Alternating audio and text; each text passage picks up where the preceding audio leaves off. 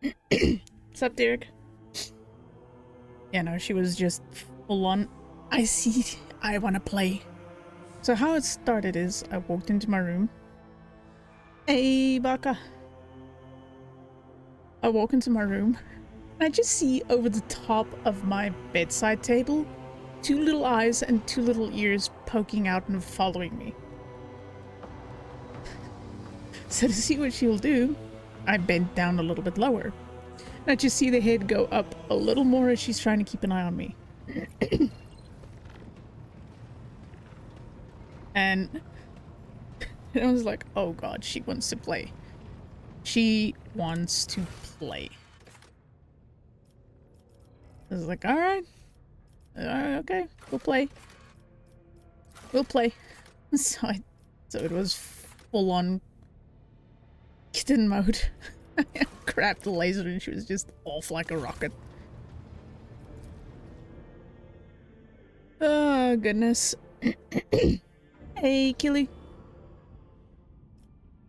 So, yes, the first 5-10 minutes of stream was me keeping the kitty cat busy.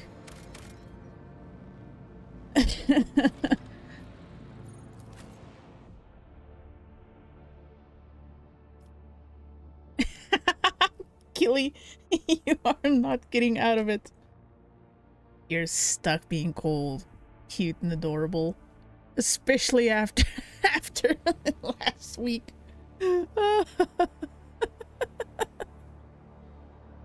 Yeah, last week. That was the time.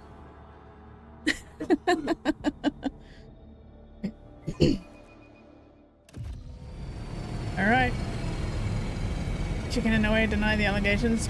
Oh, she's stuck.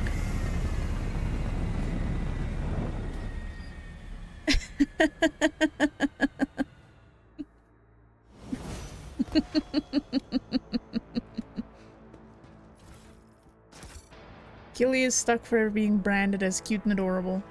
Oh shit, that reminds me, I have to level up Cassia here. Ash deleted his clip, now it's just yours at these. Do you really want me to delete the clip, Killy?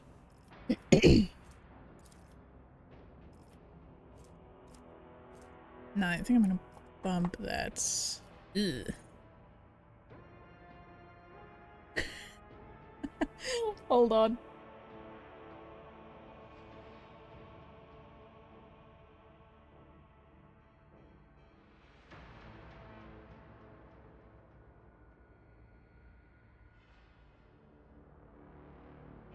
And that's all.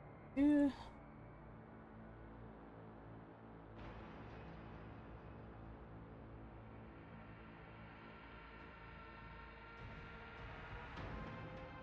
Okay,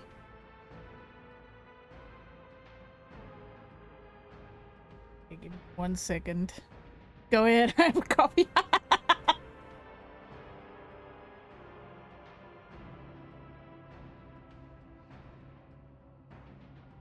Don't worry, Killy. People stopped watching the clip. You're fine. You're safe. Ah.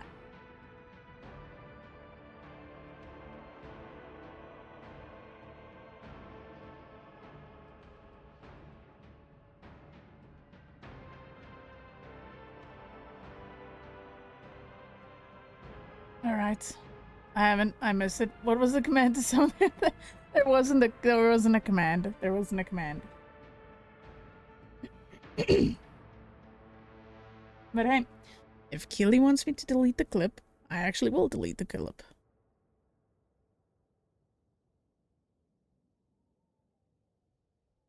So, last chance. Killy, do you want me to delete the clip?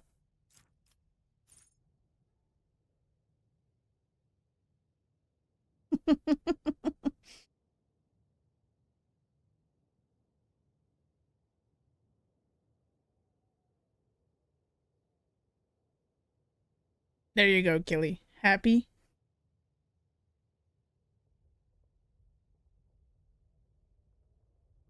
It no longer exists on Twitch.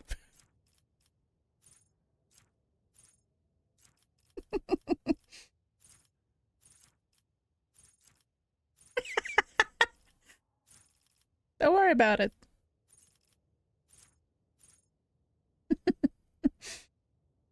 Hmm. Oh, that's actually really nice. I should actually take that. It's still on. Jesus Christ, Sadie. Da, da, da, da, da. Build as a stack with half of the stacks. Ah, wait.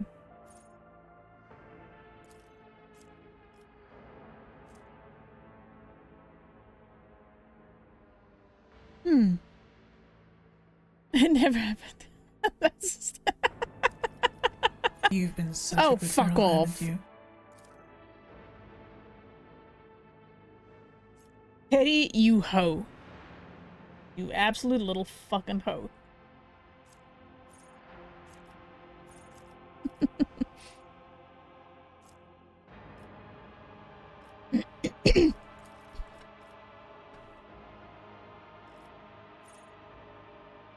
Yeah, there's no way to ever see that moment again. Yeah, no, there's no moment. It's not like I download my clips every time. Just putting it out there.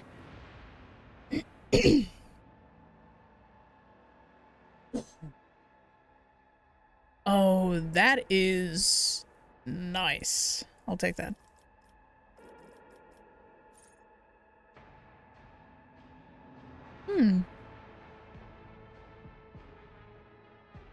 I might actually have to take this one.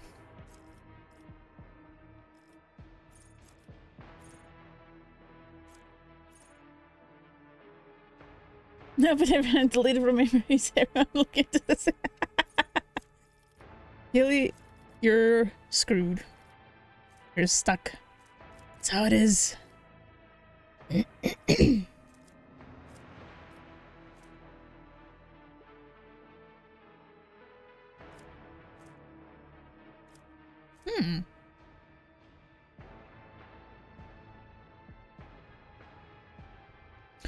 Oh, that is actually cool. I'll take that.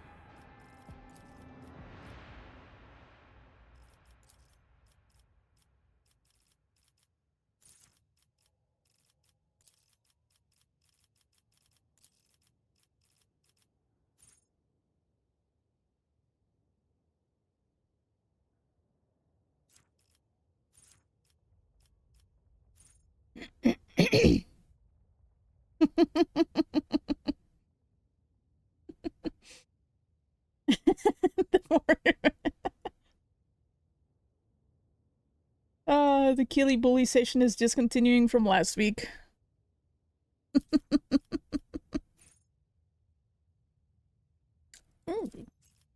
Useful. So much bully. Alright. Do I have anything I can give her to use, though? Jesus, why do I have so much shit? Okay, weapons. Yeah, it's fine.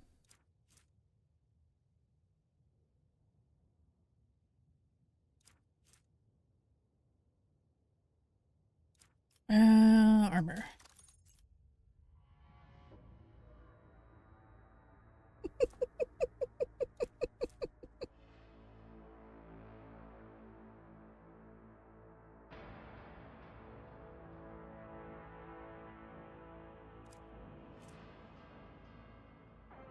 Ooh, that dodge penalty, though. You know what? We'll give her this.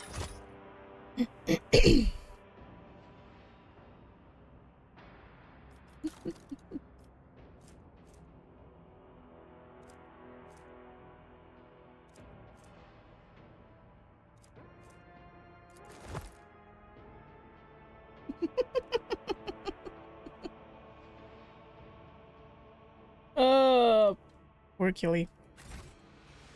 Alright. Should be us ready to actually continue. Something of interest. Okay.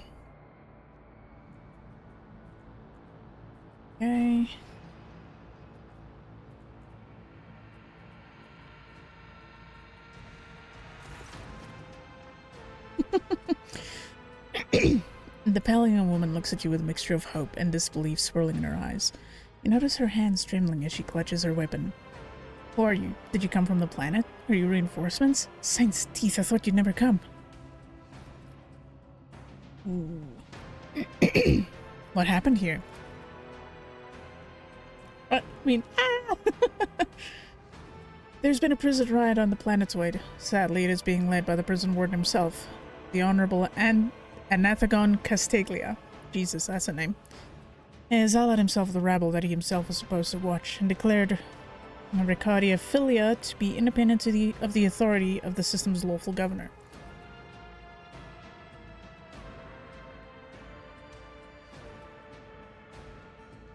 Wait, what? Since when am I dangerous? Excuse you? What's that being called dangerous? I came here as a shuttle pilot alongside the Honorable Yvain Winterscale, son of Caligos Winterscale, rogue trader, vanquisher of Xenos, forever triumphant over the enemies of humanity. She details enunciating every word of her overlord's title.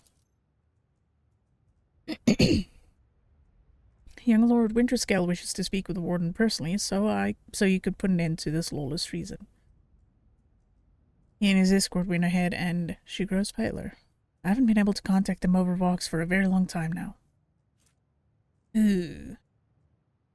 What's up, creature? How you doing? How you doing? Jesus, my phlegm is starting early today. Yvain, Abelard mutters, stroking his beard. One of his distant younger offspring, yes. That's as much as I know about him, which means he hasn't distinguished himself in any meaningful way. Ow! That's painful. What's up, Finnish guy? How you doing?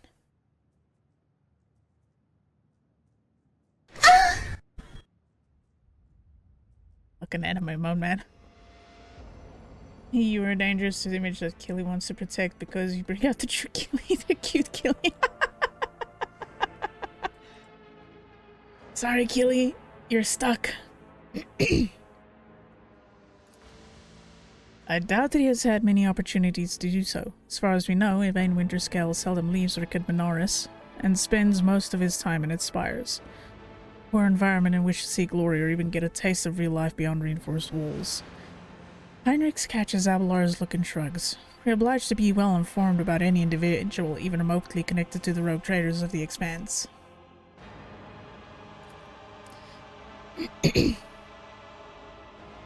Yvain Winterscale has made several diplomatic visits to Urak 5 on behalf of his father, rogue trader Caligos Winterscale. The Great Regent would not have granted entry to someone dishonorable, which means whatever happened in this terrible, malodorous place, we must aid this man of noble blood. You know what? Sure, tell me about this planetoid. The only settlement on Ricardi Filia is a penal colony. Jesus, phlegm, hello. So much phlegm. Why? So early, too. No. The prisoners work in the mines and the domed quarries. They mine sulfur, serum dust, and sand, which is then melted down. A rather nondescript place, or so it was prior to current events. Aw, that's awesome. That is really nice to hear, creature. I'm going right, just extremely tired. Can't wait for my mates to show up so I can actually start fucking sleeping. Call of Doom creature. Aw, that's awesome. The warden himself is spearheading the riots? Yes, she bites her lip. No one expected this. Master Castiglia is a nobleman from a respected governor house and a vassal to House Winterscale. All of a sudden, he proclaimed that Ricardia Filia was now his personal domain, that the prisoners were his subjects, and that he would never bow to anyone again. It's pure heresy. Yeah, no, they haven't shown up yet. It's... It is what it is, because for some random reason... the pharmacy, we have a branch in my city, but they've been outsourcing deliveries to everywhere except in my city. So what usually would get here in like a day sometimes takes 3 to 4 days to get here. It's annoying. Why would young Winterscale have felt the need to parley with the dissidents? She sighs quietly. It's a personal matter. Master Castiglia, the seditious warden, is Lord Yvain's childhood friend. When my lord heard of the riot, the news saddened him greatly, and so he rushed here without delay, in hopes of bringing his old friend to his senses, no doubt. The first winter scale in my memory who prefers to talk rather than shoot and slash. She smiles faintly. Young Lord Winterscale is not his father's shadow. If he is determined to save his friend, he won't back down. I pray to the throne that he is still alive and well. He's been gone for such a long time, and I really don't like this place. Cassia frowns in confusion. Theobald executed his wife and only son on the mere suspicion of treason against House Orselio. So why did the noble Yvain rush to save someone who had betrayed his house? Did bonds of friendship give one the right to make inexcusable mistakes? Depends. I mean, you kind of grew up very sheltered, babe. So, yeah.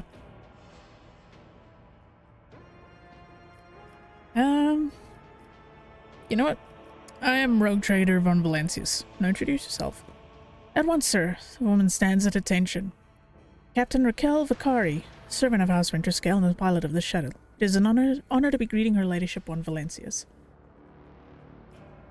Is this prison riot connected to the planetary rebellion?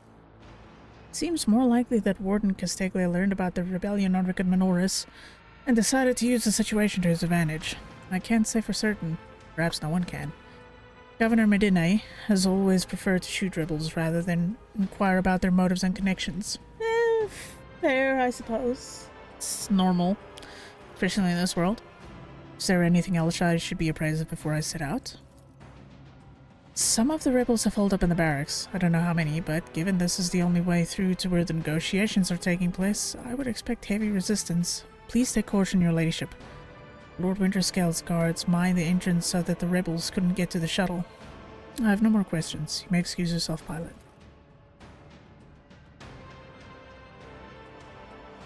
The woman freezes for a moment before asking hesitantly, Your ladyship, if I may have a minute of your time. I wouldn't ever have dared to trouble you with a personal matter, but the situation...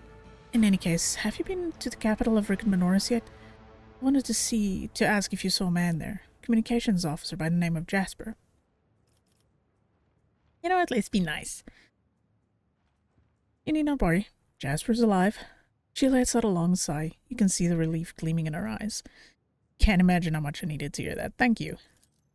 She bows. You can tell by the desperation in her eyes that she is exhausted, frightened, and wishes to be off this planet as soon as possible.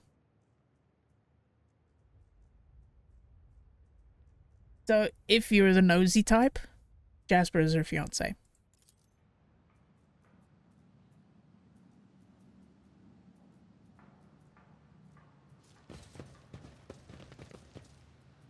Alright. Disarm. I better myself through my service. Victory awaits! Our bros has been vacant for a long time. There's a layer of dust on every surface. Alright, this is where shit's gonna get interesting.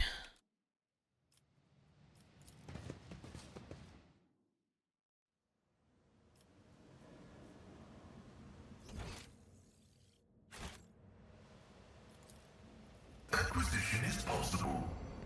Serving the Inquisition means peering into the secrets of humanity's foes. Aren't you afraid that one day you will peer too deeply, Interrogator? Fear is the enemy of duty. Anyone who cannot overcome this weakness does not last long in the Holy Inquisition. Shush. That's... well, kind of makes sense for his personality. Definitely makes sense for his personality. Alright. Yes, and I'm saving a lot because this is actually an annoying fight. I'll lay claim to the stars.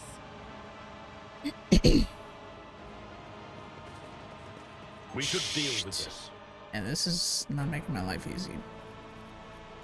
I woke up with a feeling of wonder, as if a field of flowers was blossoming nearby. A child was saved from death. 1,000 heretics were burning alive, begging and sobbing and howling. Thank you, Argenta. Duty prevails. I won't tolerate weakness.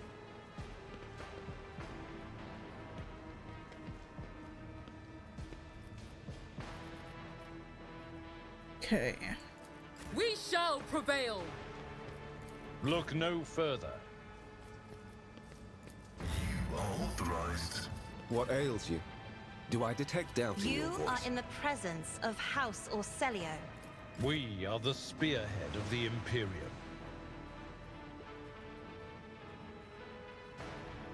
This is gonna make things interesting. Okay. I'm about as probably prepared as I can be. So Abelard, spring the trap. A nice little stroll.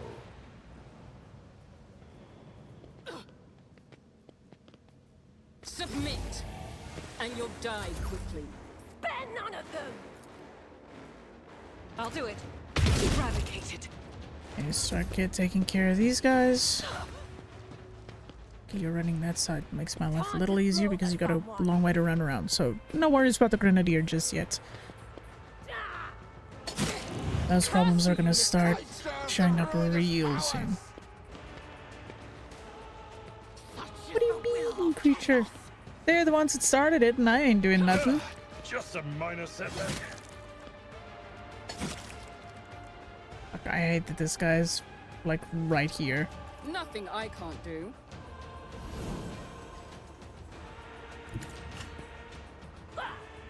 You won't fell me. No, I haven't. Is she in this, or is she in the... Wait, is she in this starting area or not?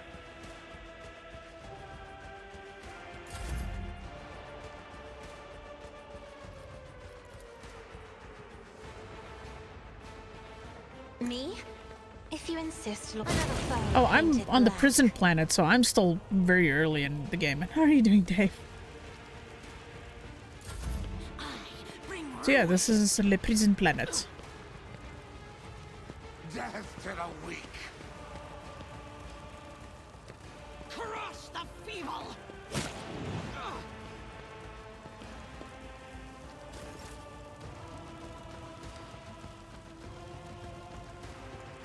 I've seen worse battles than this in my time.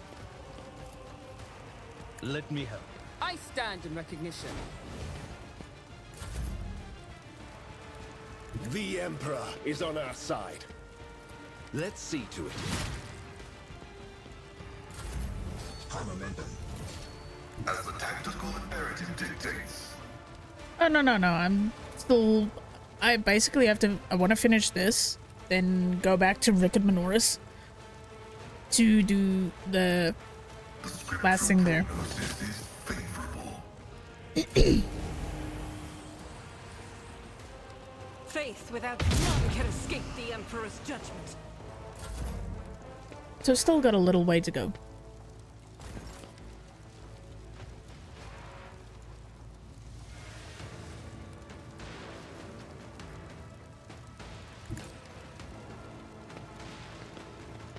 Let them run through the fire.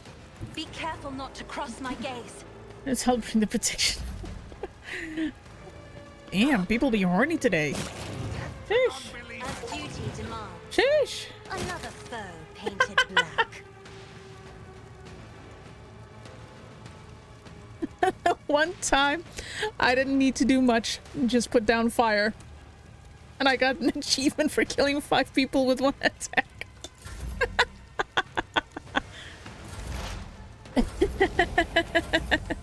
Come on. Serve the ruinous power.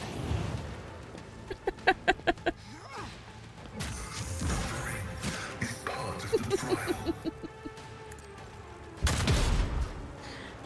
Oh, fuck, that is definitely something. If I may,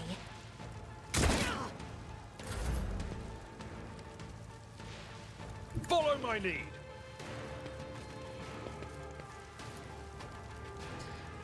I don't want to get him too close to that, but... Can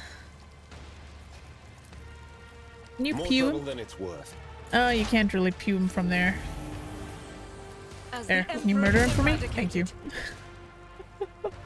Oh, that was not what I expected, but hey, we'll go with it. Don't forget to use your heroic actions when you have them in resets between fights. Yeah, I keep forgetting about those, though. It's the only issue I have.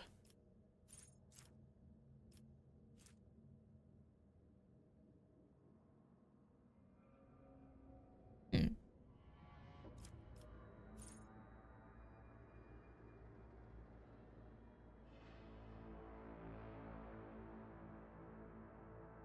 Might actually be nice over long combats.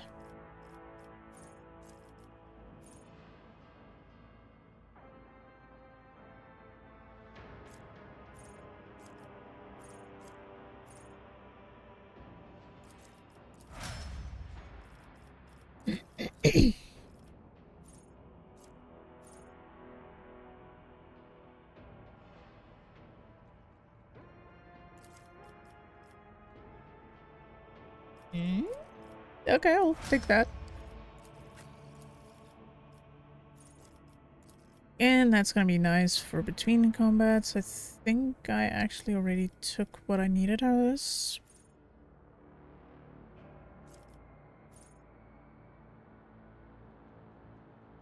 Oh, that's actually interesting. Okay.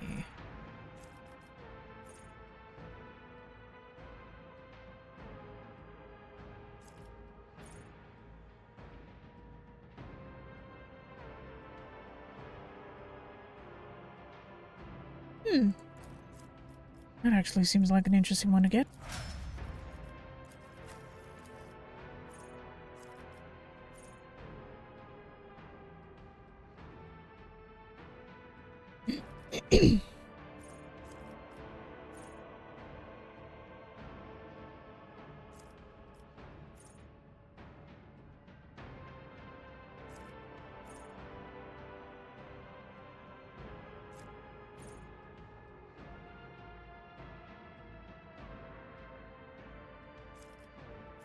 You know what? I kind of want to take this.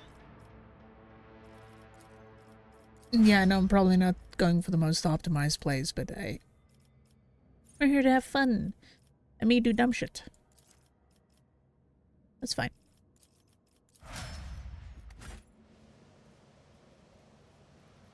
Ish normal. Goodies! Got some chores. No worries, no worries. Take care of yourself, creature, and you have a good one, okay?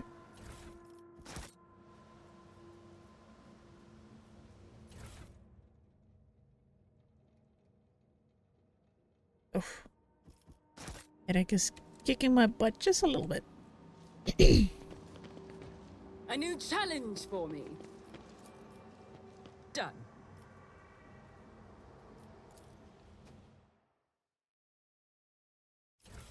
Oh.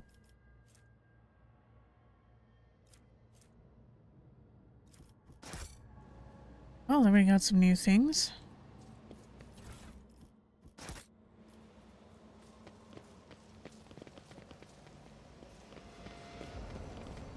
Argenta, don't you find it difficult to be without your sisters? You are a soldier without a squad. I will fight alongside my sisters again. But my present fate is not a burden to me. No matter where I go, or who I am with, I bring death to heretics. That is what matters.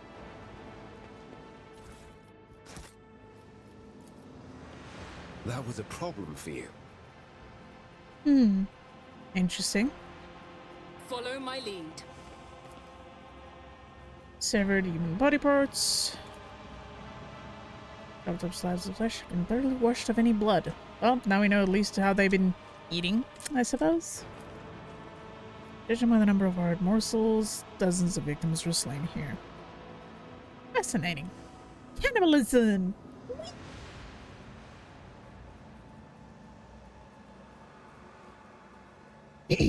This is a pleasant looking place. I know, right? Thank you, Pascal. It's about time. Yeah.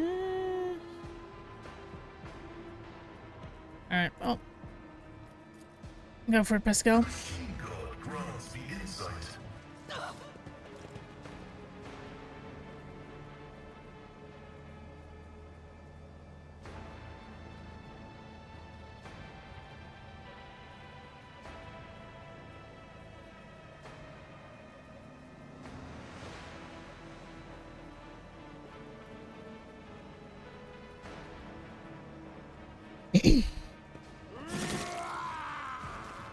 Mystery meat ain't such a mystery. Nope. Thank the throne, normal looking faces. We thought we were going to die here with these nutters.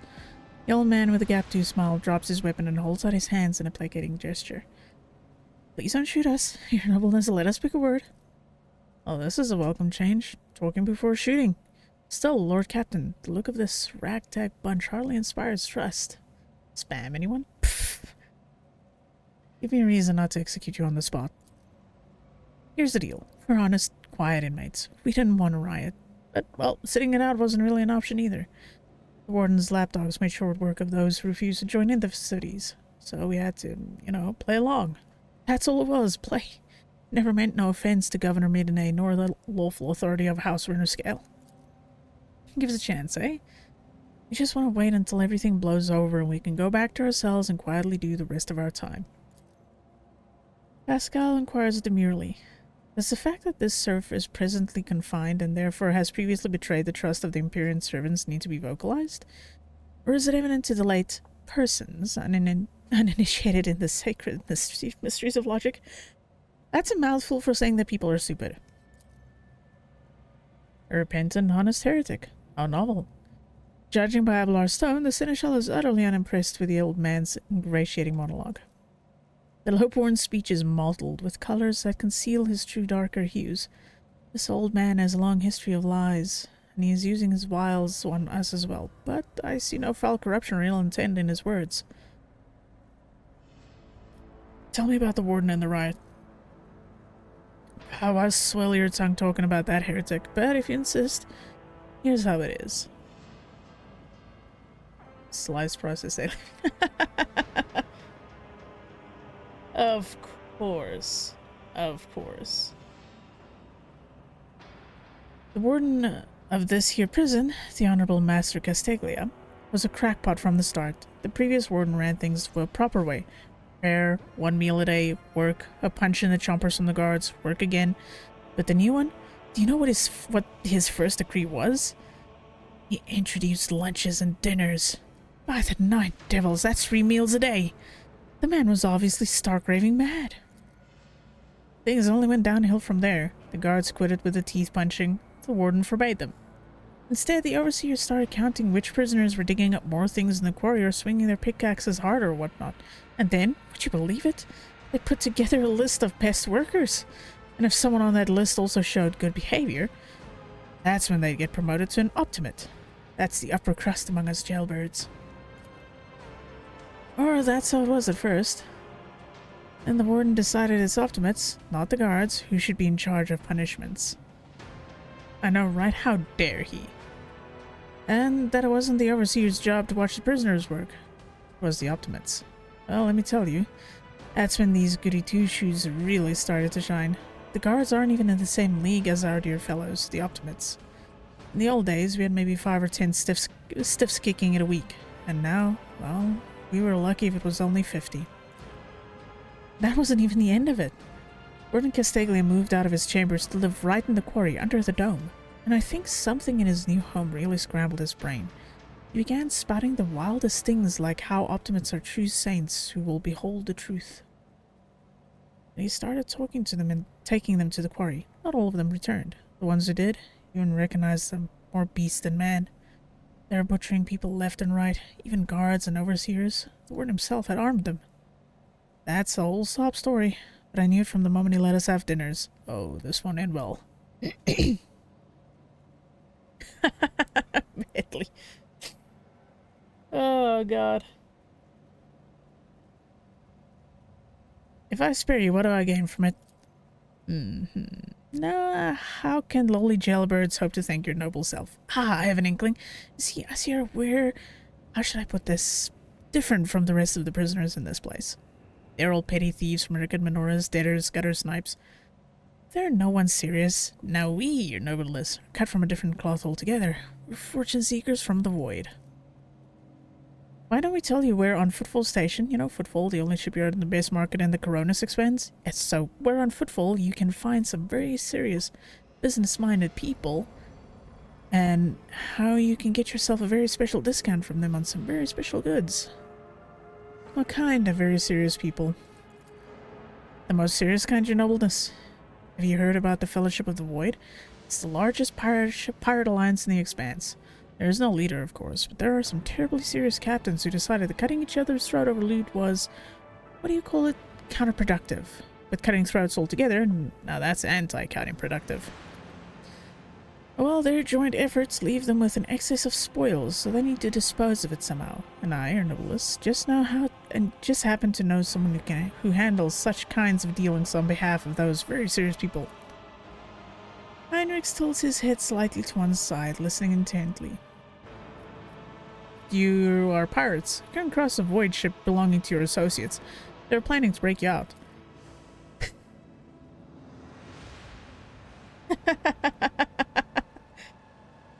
Me take notes? Never! Right, reminder to make sure all the glory holes are plugged, no more meals, no late night TV. Man grunts, huffs to make up his mind. Well, now that's out of the bag. Our fellows were supposed to come get us a long time ago, but they got tied up somewhere. Void Kraken's gullet with them. And in all this time we had to wait. This happened. Pardon me for trying to pull the sensible over you. It's just that we want nothing to do with this whole warden nonsense. So what now? Will you let us go? You know what? Sure, I'll spare you.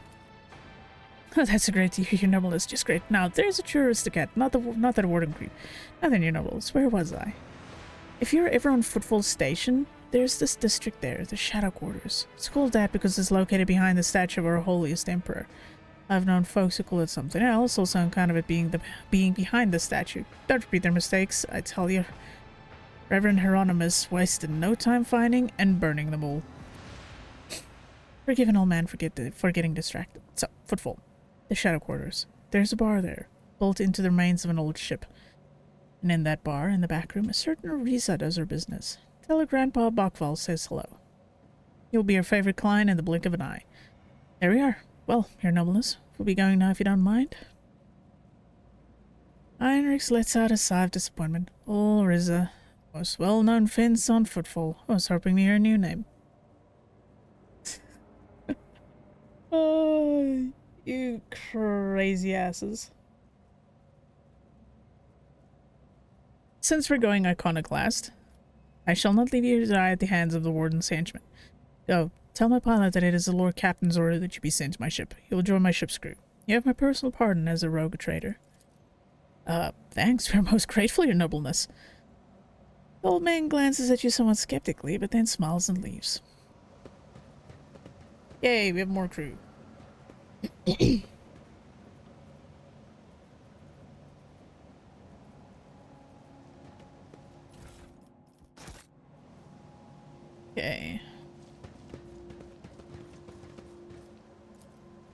The Emperor favors me today. Right. Nothing escapes my sight.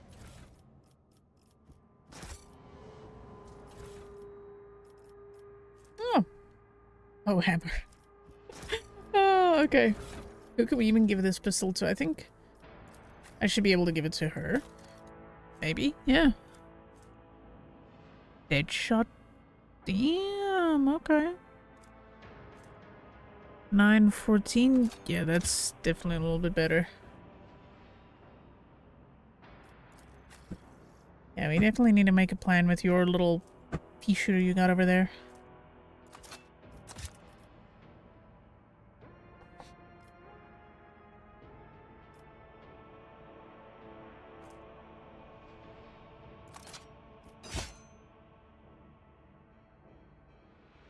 I think that's everything I can do for now. Yes.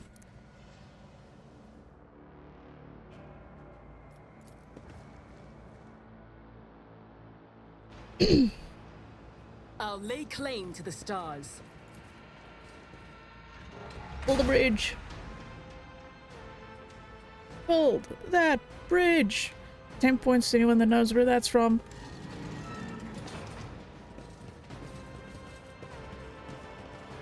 Or at the very least, referencing. And with the Winter Skull cut arms. I did not even have time to draw a weapon. Where's this direction coming from? Oh, well. Apparently we now have this door open. Yep. Bentley got it. Victory awaits. Bentley got it. Bentley wins.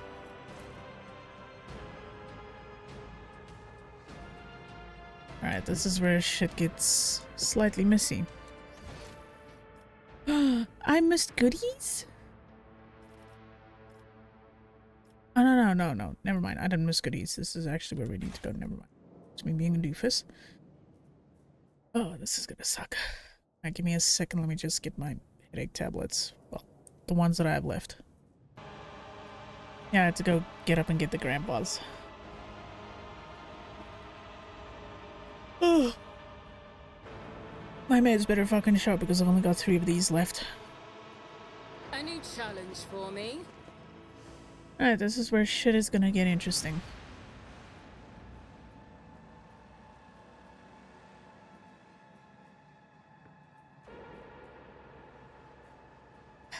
Okay.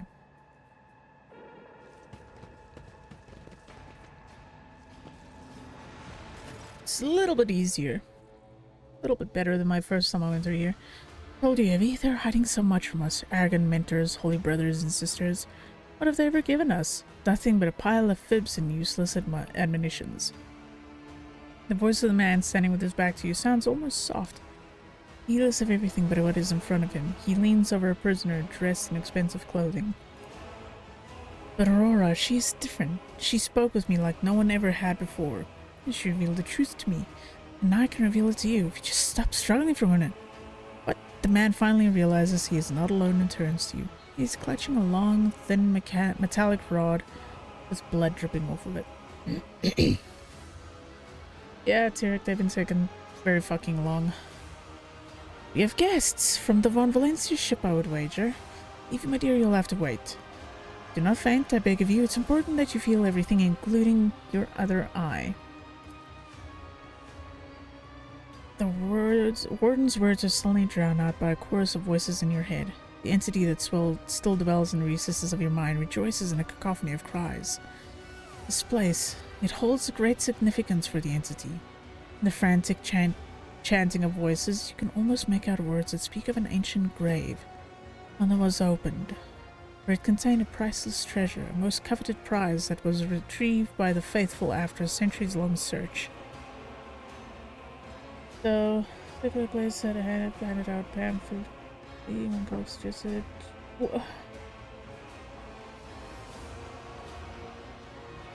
oh, that is awful.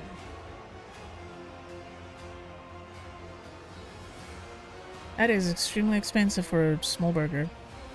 Such dreadful shades. Cassia recoils and covers her mouth. The colors of this place. They are putrescent to the core, these people. Their colors are oozing with madness and despair, pain and doom. Yeah, for us, that's expensive. I just call it a bad burger because for that price, you could have just as well added like a few potato wedges or something. The interrogator serves the quarry and the warden. This place was corrupted to its core long ago. Keep your weapons close, Lord Captain. Who is that on the table? My sincerest apologies. Where are my manners? Please allow me to introduce Yvain Winterscale, the younger son of Caligos Winterscale in the flesh. You know, he was so close to witnessing the truth right before you interrupted our little chat. How dare you, contemptible peasant! For every drop of noble blood you spill, you'll pay 100-fold more. Cassia turns to you for support with an expression that is equal parts indignant and frightened.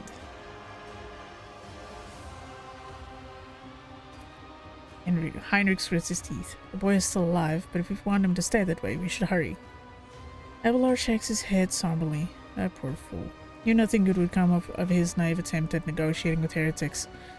However, Yvain appears to still be alive. Make haste, we might yet save him. Having a son of House Winterscale in your debt would certainly prove beneficial. You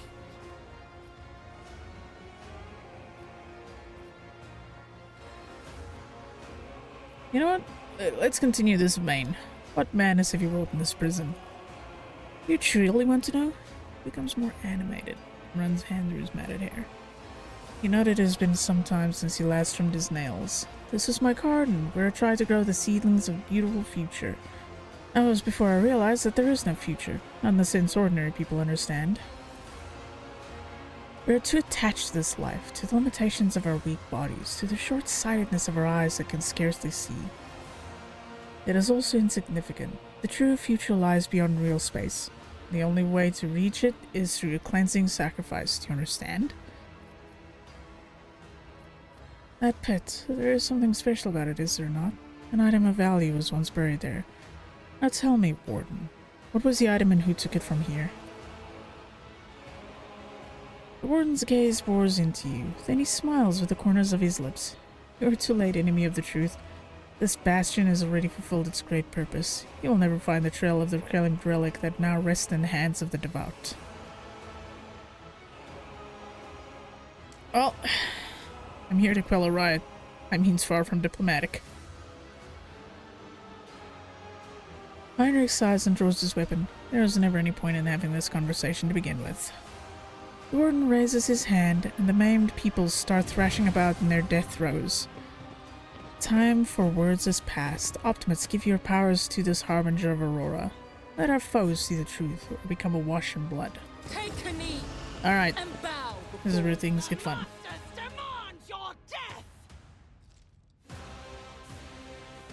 Let's see how badly I'm gonna get my ass kicked. Okay, Cassia.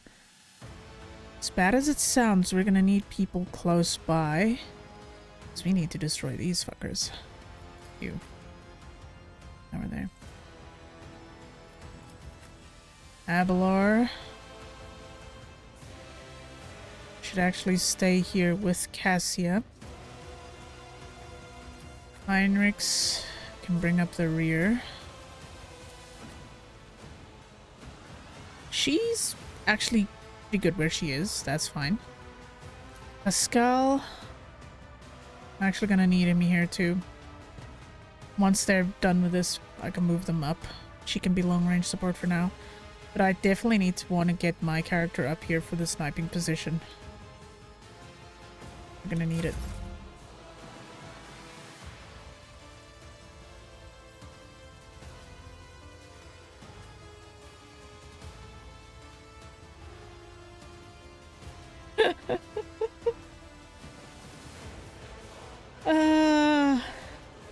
Gilly, you are not losing any of your cuteness allegations over here, just putting that out. Tactics.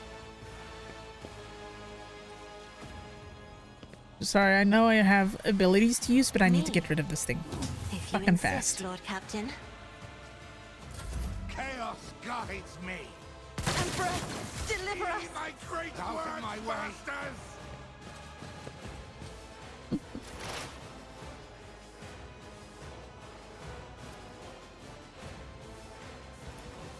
Request approved. Sure, Killy. What is it you want to know?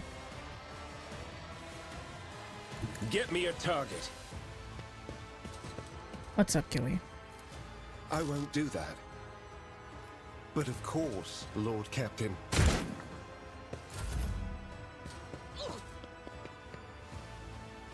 I am your doom. Such is the will of chaos.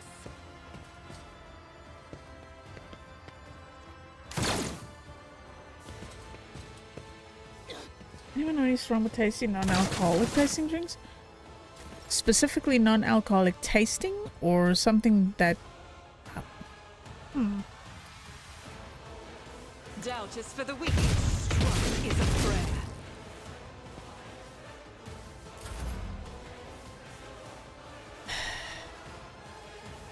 I'm not gonna make my life easy with this now, are they? Nope, they aren't. Should be actually able to kill him just in one shot and get it over with. At your beck and call. Okay, one less to deal with. Yeah, not the icky alcohol flavor. So, wait, you still want it to be alcoholic, but it shouldn't taste like alcohol?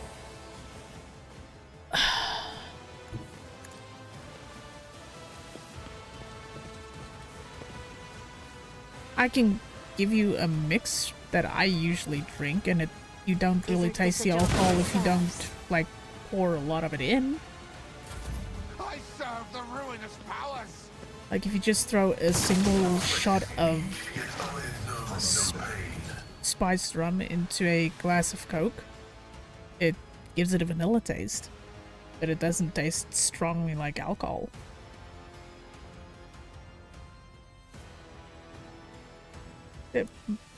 Depending, margarita can still have a pretty potent taste to it. Explorers know one route. Forward. Oh, fucking hell.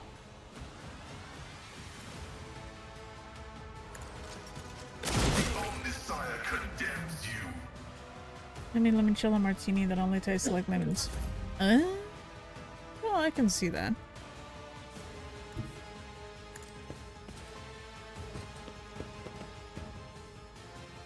Naturally. Kinda need to move him up there. Here we go. No, definitely not Salmiakki. Focus, Bankalos. That is potent. Don't even think about it, Killy. I see well like the FN and Tarkov just had a field day with it. Yeah, the FN is so much fun. I love it.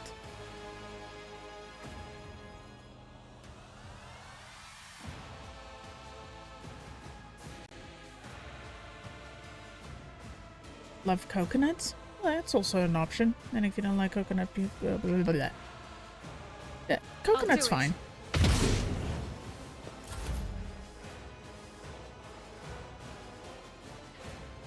That is definitely gonna be annoying. I'm gonna move you here for now so I can move Heinrichs up there and take care of that.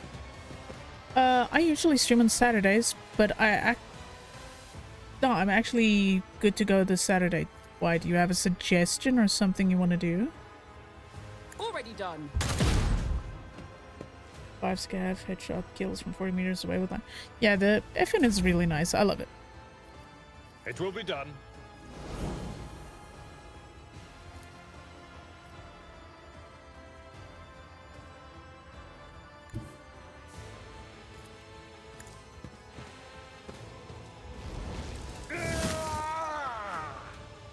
Wait, what?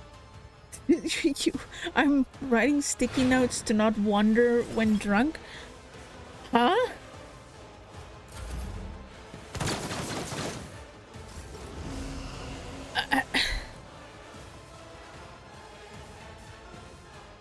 Battlefields are always drowned in scarlet. I'm severely... Yeah, so I don't pop in your drunk... Oh! I am a navigator, not a servitor. What, are you afraid I'm gonna turn you into a beacon again?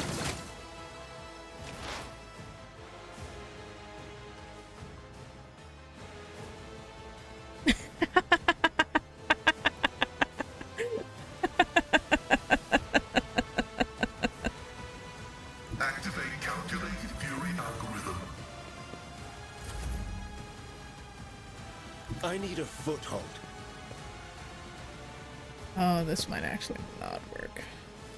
Shoot. You gotta be shitting me.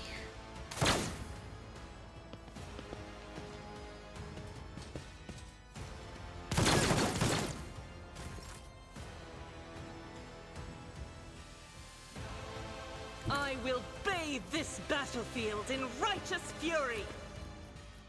As the Emperor commands, I act. Oh my god. Seriously. Suits my purposes, nothing of value has been lost. Damn, that head just popped like a pimple.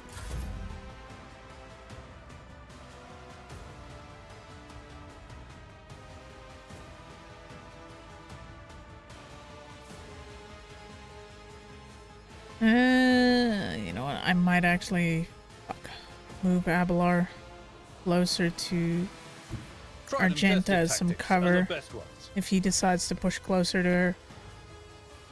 So I need to use the rest to take charge of killing this thing.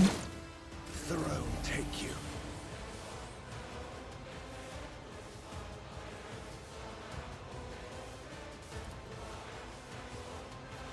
In the name of House Orcelio, I shall prevail. Nothing I can't do. There's nowhere to hide. All too easy. Nothing I can't do.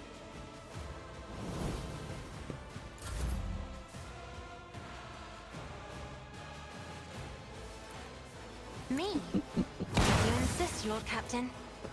Death to non-believers! Pain and duty go hand in hand. Advancing. My vow is to serve. Alright, that is Wookie Wookie and I'll put done. my psychic abilities to use. I won't object to it. Okay, that makes my life easier.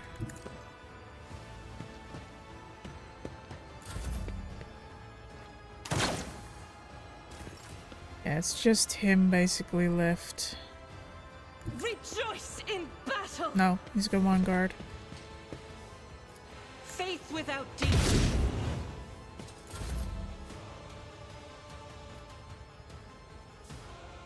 Absolutely not. Not a problem for me. Nothing I can't do. Watch and learn.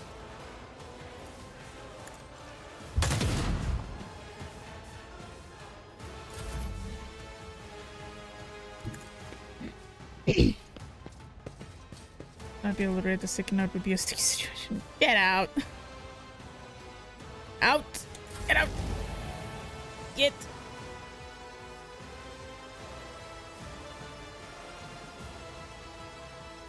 Okay.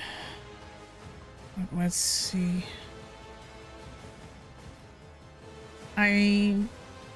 Actually, will he respawn if it's only one lens? Good question. I actually don't know.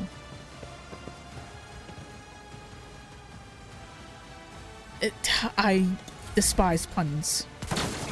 You know Brace this. yourself, Abelard.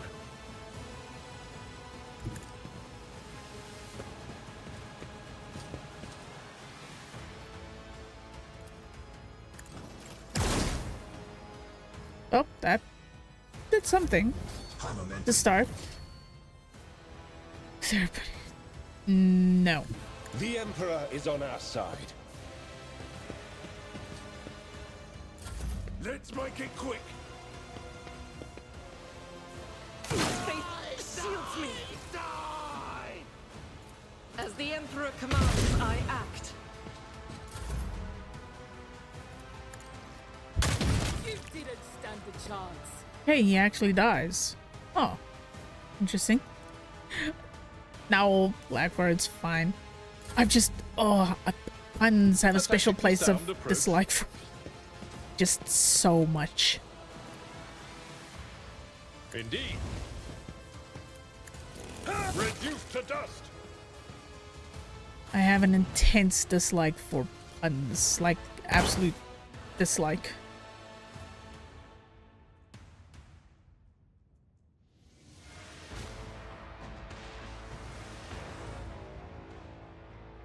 I hate the most but love ours.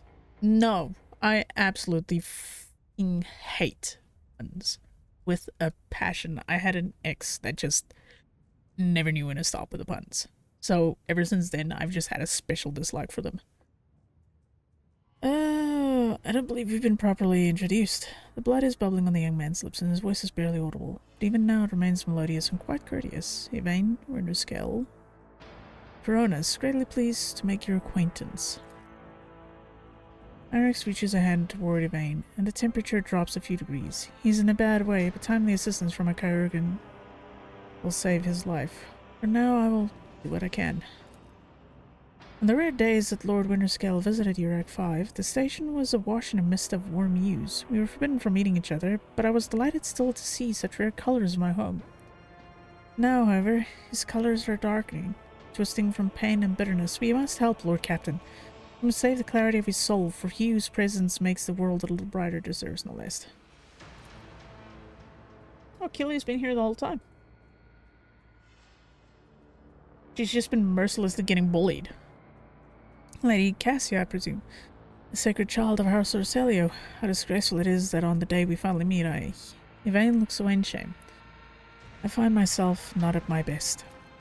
There is no disgrace in your predicament, Lord Winterscale. Lord Captain and I met under similarly dreadful and tragic circumstances. You would never. Yeah, no, she's fine. What have they done to you?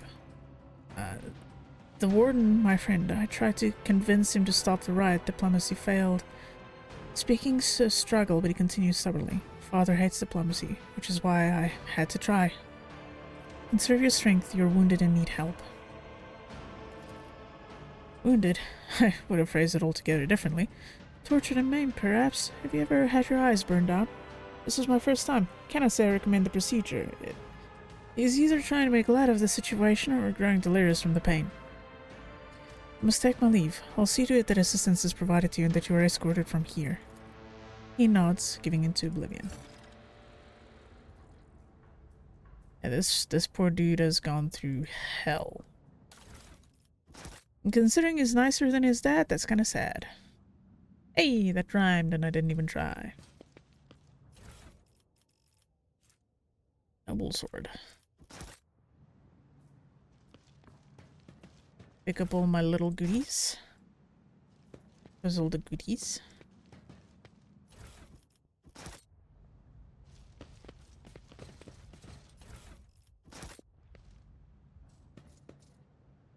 Oh, can you actually reach it from up there? You actually can.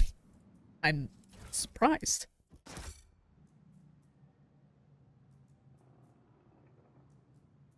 Well, shit. Alright.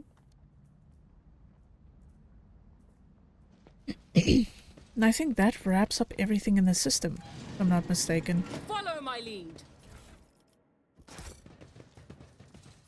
I should actually give Cassia more of those firebombs that were actually kind of useful. As making furnace was used to melt the sand next into glass. Operation. I suggest that the victim was killed by poison gas. Oof. This explorator is blessed with multifunctionality. Oh. Something here? Oh, the dead body. Never mind. Hey, another revolver.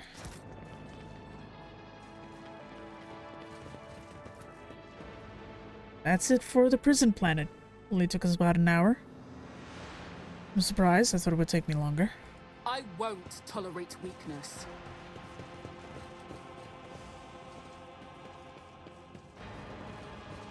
Alright, let's at least tell her that we found him. Your ladyship? The rebellion has been crushed. I have news of your lord. She anxiously pitches forward. Is Lord Winterscale alive? Is he alright? He is safe and in one piece. I shall receive him as a guest on my ship, so ready the shuttle. You know what? Let's just be a little more straightforward. He is alive, but badly wounded. Help my people get him into my ship. There are glimmers of panic in the pilot's gaze, but she quickly pulls herself together. It'll be done immediately. Thank you for letting me know, your ladyship. I have no more questions. You may excuse yourself, pilot.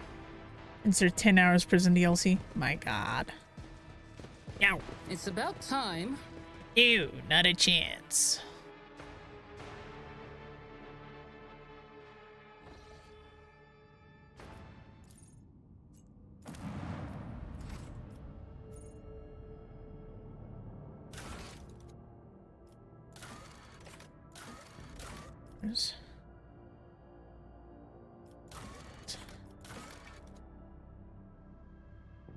Interesting.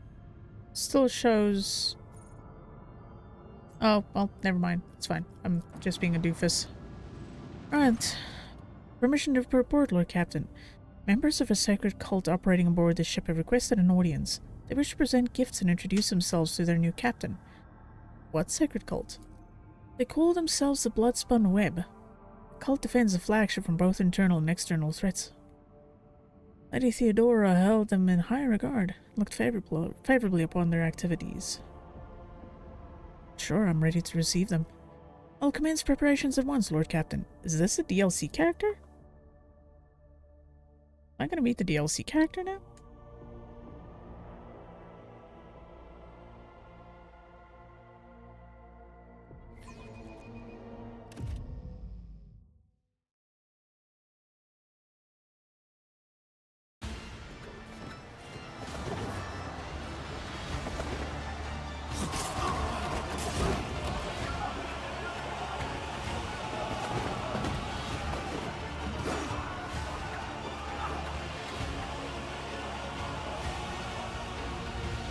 Oh, it's creature.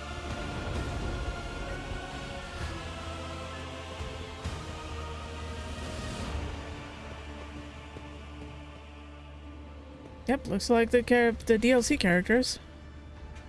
Interesting. We'll pray.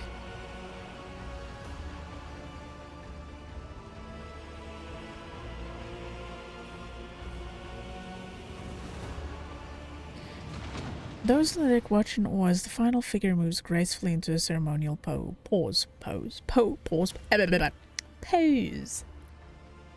Some of the officers whisper in excitement while others murmur prayers to the God Emperor. The Undying Emperor commanded us to spin a web of blood around his children, and we obeyed. We obey still.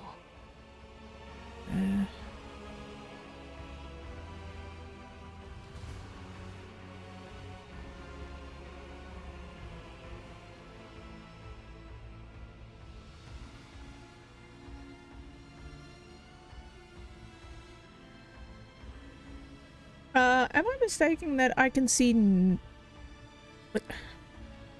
what should be nips but are no longer nips? Or am I just going insane here?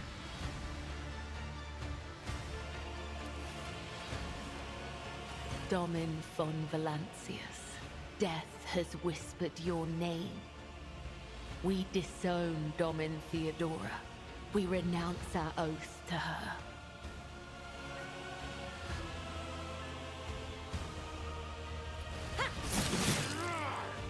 And now we give the gift of our blood to you. It is the gift of death. Death has whispered your name. The followers of the tenets of the web swear fealty to their new overlord and offer proof of their devotion. Okay, now I can actually read these. I wish that there was like a narrator that would narrate these parts, because if it's a run-on sentence where it's speak, skip, speak, it kind of feels a little disjointed for me.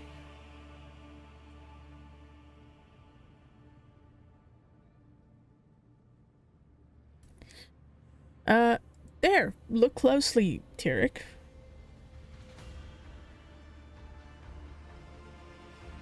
Then again, I am a pervert. Maybe I'm the only one noticing it.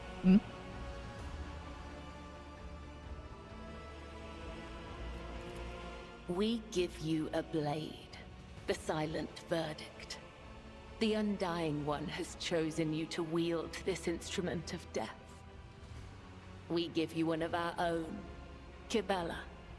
She will be your shield and shadow. And we give you the blood of these traitors. The tenets of the web will purify their souls. You've heard many stories about death cults such as this one. These devoted holy assassins of the Imperium have turned death into a form of worship of the Emperor. They are exemplary slayers, invisible executioners, and a scourge of traitors, heretics, and fallen souls. Many righteous people honor them as votaries of the faith, while others see their fearsome rituals as frenzied spectacles touched by madness. Oh, bring back the nips. Nips are gone. Sure, let's examine them. The cultists are all voidborn. Their lads and new bodies are clad in light armor, which allows them to move with an acrobat's nimble grace and strike with an assassin's swift surety. Their red and black vestments are adorned with sharp spikes and ritual jewelry. Where time and training have worn their garments threadbare, you can make out patterns of bleeding lacerations. Them are the captives. The prisoners cower beneath the weight of your gaze. Blood drips down the tear-stained faces of the captured officers, technomats, and workers. Word has been carved into each of their foreheads with meticulous precision. Traitor, heretic, apostate, renegade. The cuts have been diligently and regularly reopened to prevent healing. Ooh. These renegades committed treachery against their domin. Their lips once praised the name of Kunrad Voigtveer, but it is your name they will whisper as they cross over to the other side. Shush! Interesting. So a death cult watches over my crew. They who honor the Emperor through killing, who devote their every deed to serving him. Sacred executioners. The Domin has discerned our essence. This is a great honor for the Bloodspun Web. We have woven the bays of this ship together with the threads of our faith for many years. We keep the greatest relic, his tarot, through which he sends us his blessed revelations. We obey the whispers of the Undying One. This is our service to him. This is our service to you. Deck of psychoactive cards bring sacred meaningful images. Tarot cards are used for divination and predicting the future. They are believed to be able to capture images sent by the Emperor himself. In the hands of a skilled psycho, the Emperor's tarot can be a truly potent divination tool. How interesting. Devout assassins who believe themselves to be instruments of a higher power. They revel in violence and cannot tell the difference between bloodthirst and piety. They follow their faith blindly, unaware of how closely they tread the corruption and depravity. Look at them. They stand on the edge of a precipice. The smallest push will send them plummeting into the abyss. You could be their downfall. All you have to do is push. Ooh, interesting. That voice just makes me think of the Overmind from StarCraft. Kinda, yeah. Though ironically enough, the Overmind was actually never the complete evil that people thought he was, or thought it was. It all gets cleared up in StarCraft 2. Don't worry about it. What exactly does a cult like the Bloodspun Web do? The tenets of the web teach us to read the threads of the future and understand the hearts of others. When a soul is filled with the poison of corruption, we know its time has come. We bring liberation.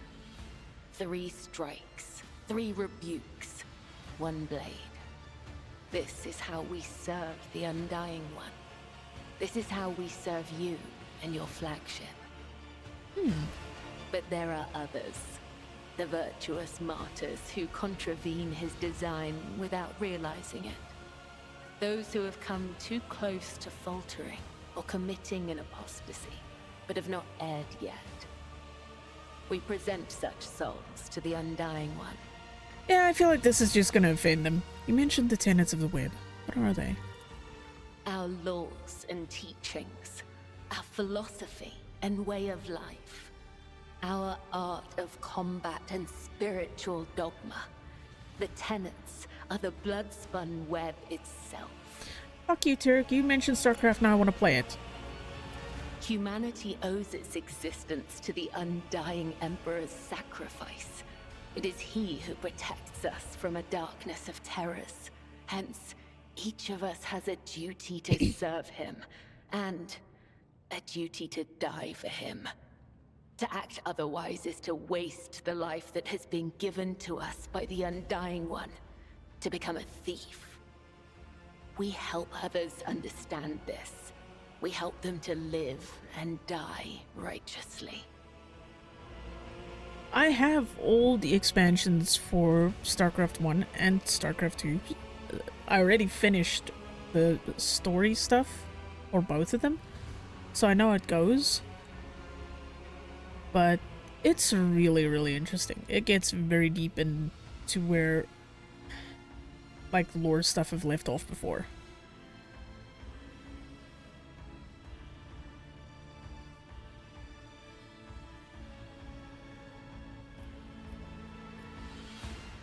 You have my blessing. May your blades bring swift death to the Emperor's enemies. The Bloodspun Web will not forget your words. Sabritsu. They are the wisdom of the tenets and the benediction of our duty.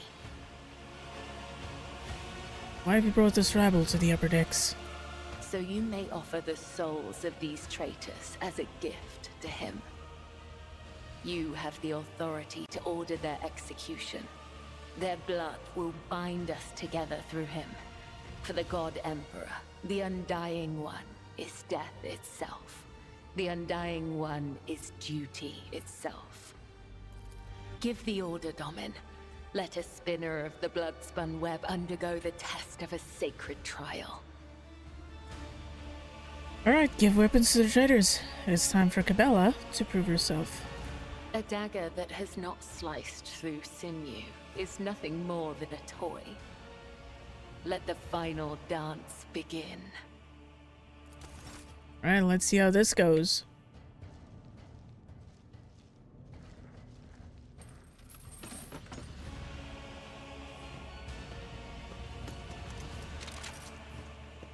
Your Emperor won't save you! I will set them free. Okay. I did not know this. This is gonna be interesting. Alright. Let's start the battle.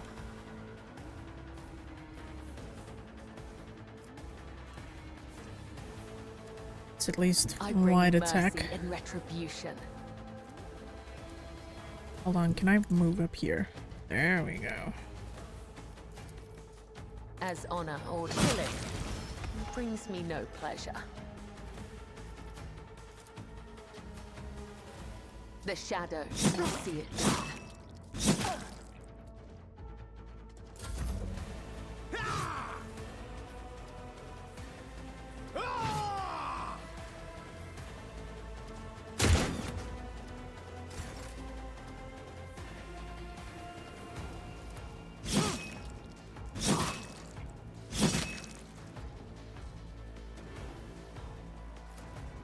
This goes against the tenets.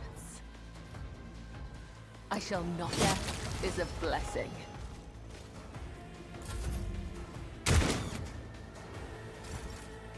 As the tenets demand.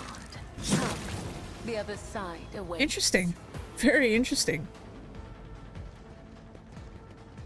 I'm actually curious about this class now.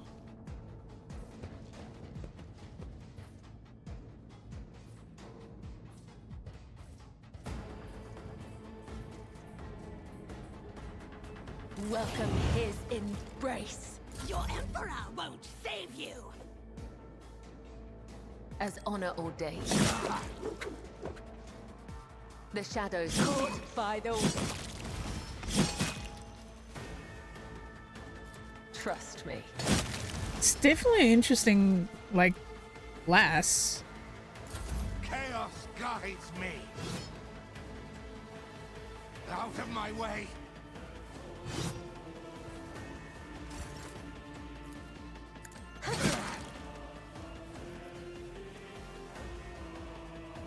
I shall not fail. I cannot serve you in this way.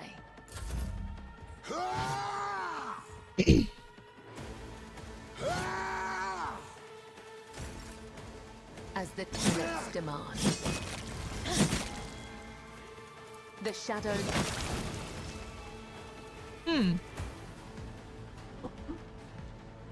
Interesting. Kind of curious to see what the skill tree looks like.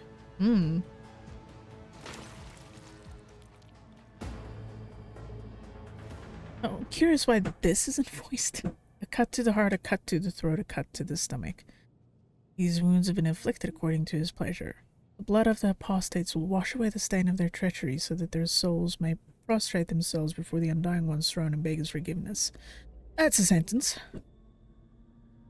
Kibella wipes the blood from her blade in one swift movement. I have acted with reverence and shown proof of my loyalty. Will you accept me, Doman? Will you make me your shield and shadow? Your ladyship, the spinners of the Bloodspun Web are watching, tracking, killing Von Valencia's enemies long before the warrant of trade passed to Lady Theodora. However, their blade has also been known to cut short the lives of highly upstanding persons. The factotum swallows nervously, casting a fleeting glance at Capella. But I certainly do not in any way condemn the deeds of the deeply esteemed cult. I'm sure they must have had a good reason. The Master-at-Arms clears her throat. The cultists are the scourge of the seditious. They bring the unrighteous to ruin. The enforcers respect the Bloodspun Web, for we share a common goal. To bring his light and his harsh justice to the darkest depths of this ship. The scourge of the seditious or not, folk are afraid of them for a reason. A couple of watches ago, these spinners took a train driver to pieces for some kind of ritual. I don't know what old Malak did to earn that privilege, though. And who's going to feed his family now? And he takes a long drag of his low stick, exhaling the thick smoke through his clenched teeth. That's a lower decker problem. What matters is that the Bloodspun Web serves you faithfully, Lord Captain. Oh boy. A plump old man in the rich robes of a confessor adds respectfully, my predecessor's predecessor once delivered a sermon about how the spinners saved this vessel from the servants of the archenemy. Bloodspun Web paid the price in blood, a river of scarlet that flooded the decks from bridge to bilge. It became the blood of the flagship and the pulse in its veins and the beat of its heart. Their great sacrifice earned them the favor of House von Valencius. Now we're getting into folktales. Seems that not all the officers have been presented to me yet. Confessor Adalbert, your ladyship. As a humble servant of the Emperor, I am entrusted with the high honor of being the ship's confessor, or, in other words, the highest spiritual authority in your vessel. I'm here to oversee the purity of the crew's faith. I officiate in the officer's chapel and also look after the ship's reliquary. Well, damn. Alright. Confessor, tell me about the spinner's great sacrifice. The vessel was beset by famine and pestilence during a long warp jump. The flagship wandered uncharted past in the Immaterium for 20 cycles straight. Servants of the archenemy used the despairing hearts of the crew to infiltrate the ship, and death followed. The hungry became the hunted, the famished became a feast. Sanitizer? Oh, fucking hell. The exhausted crew was too weak and emaciated to resist the invaders, but then the spinners emerged from the depths. They stood alone against hundreds of foes, yet they did not falter. They did not sleep or rest as their blade-tipped dance brought death. Though many spinners fell, the Bloodspun Web held strong until the flagship left the turmoil of the warp. I wish to hear what my new things. I have heard, though only at a distance, the prayers the spinners offers up to him. I've seen how their deeds filled people's heart with confidence in the inevitability of his wrath. The Bloodspun Web's loyalty to the Emperor is without question, as is their willingness to lay down their lives in the fight against the archenemy. Although Lady Theodora never granted the cult an audience or brought a spinner into retinue, she respected the Bloodspun Web and approved of its mission. It is strange. Their shadowy forms are swathed in darkness, yet a radiant light burns within them like scarlet flame. I think it is a good sign. It is rare to see anyone filled with such light, even among the servants of the faith. Many within the Inquisition would look favorably on death cults. If you do not need a bodyguard, the Ordo Xenos might recruit her instead. You know what? It will be my shadow, Capella.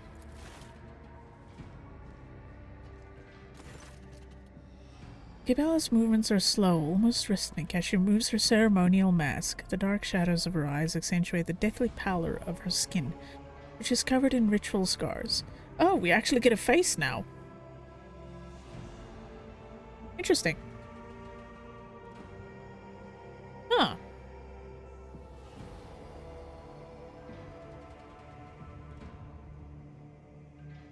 Pale blue eyes? It's actually got a nice color. Henceforth I am your shadow, Domin von Valencius, an instrument of death placed in your hand by the Undying One. For it was so ordained, for so it was ordained, and so his tarot forspoke. Ah. The young woman bows her head once more. Also come bearing an invitation from the Vizier of the Bloodspun Web. He wishes you to know that the doors to the Undying One's temple are open to you. Are you suggesting the Lord Captain should go down into the depths of her flagship to search for this temple? With all due respect, the lower decks are for servants and crew. They are not fitting place for a ladyship. Or spoke. What do you mean, what's Harrow? Cute for an assassin. The greatest, most sacred relic of the Bloodspun Web, the Emperor's Tarot.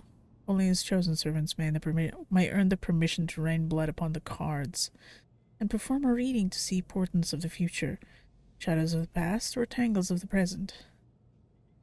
She's voidborn, they tend to be rather pale. Oh yeah, no, I know, it's just I thought her eyes were like a pale blue color.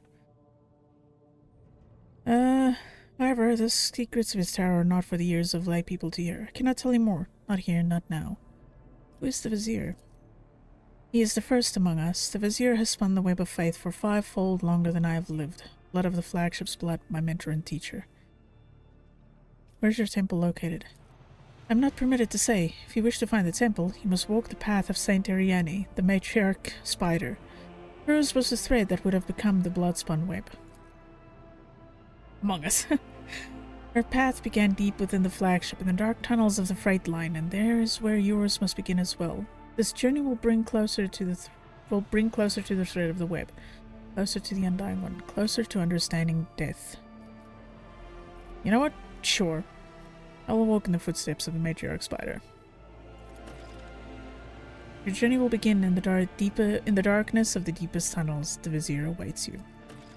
The cultists retreat to the shadow as Cabela sheathes her ceremonial dagger. Your blade awaits direction, Domin. We'll speak again when the time is right. Hey. Oh, goodness gracious me.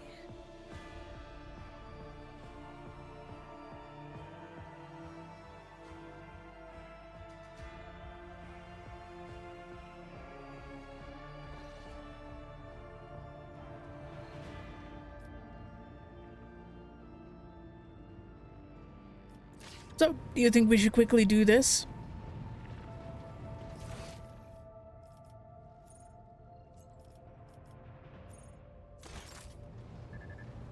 Before we end this chapter, should we go do the blood web thing? Yeah, sure, let's go see what happens.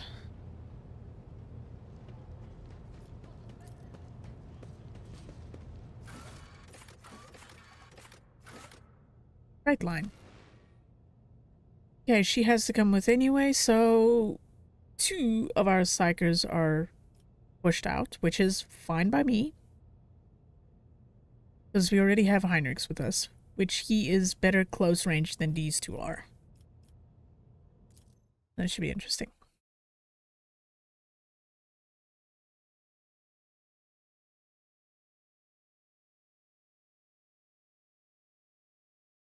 Man, that looks nasty. Quickly. Isn't that what I mean? We're gonna try anyway.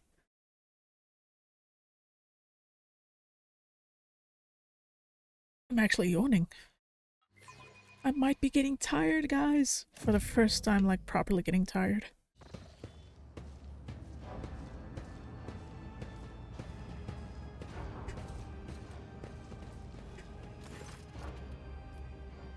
A sturdily built man with an augmented jaws stands at attention. The dark circles under his eyes speak of many sleepless nights, but his voice is loud and spirited.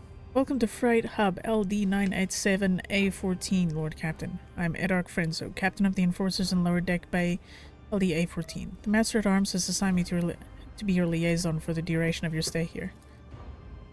Actually, yeah, I know, right?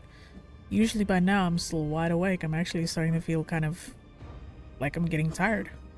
It's new, especially for me. Can't believe it. Lord Captain, would you like to inspect the control room or to begin your search for the Temple of the Bloodspun Web? He says the last part with obvious concern. It seems you were prepared for my visit. How did you and Sorbeck know I was coming? The Master at Arms ordered us to be on standby after the Bloodspun Web openly invited you to visit their temple. I've been awaiting your arrival every day since then, Lord Captain. I hope, Zurich, I hope. At this point, I'm so over being tired, man.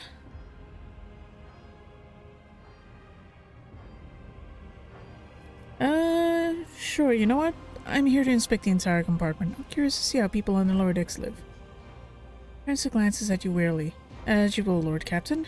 Still out of concern for your safety, I must warn you that you should avoid the further sections of the bay.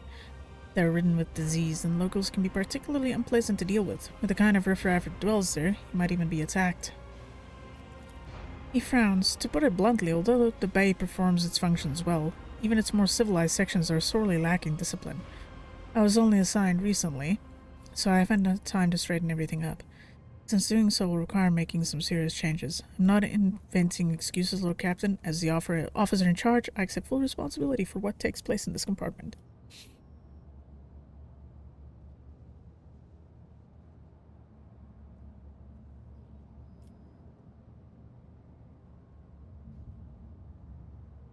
Being signed here seems almost like exile. Did you commit an infraction?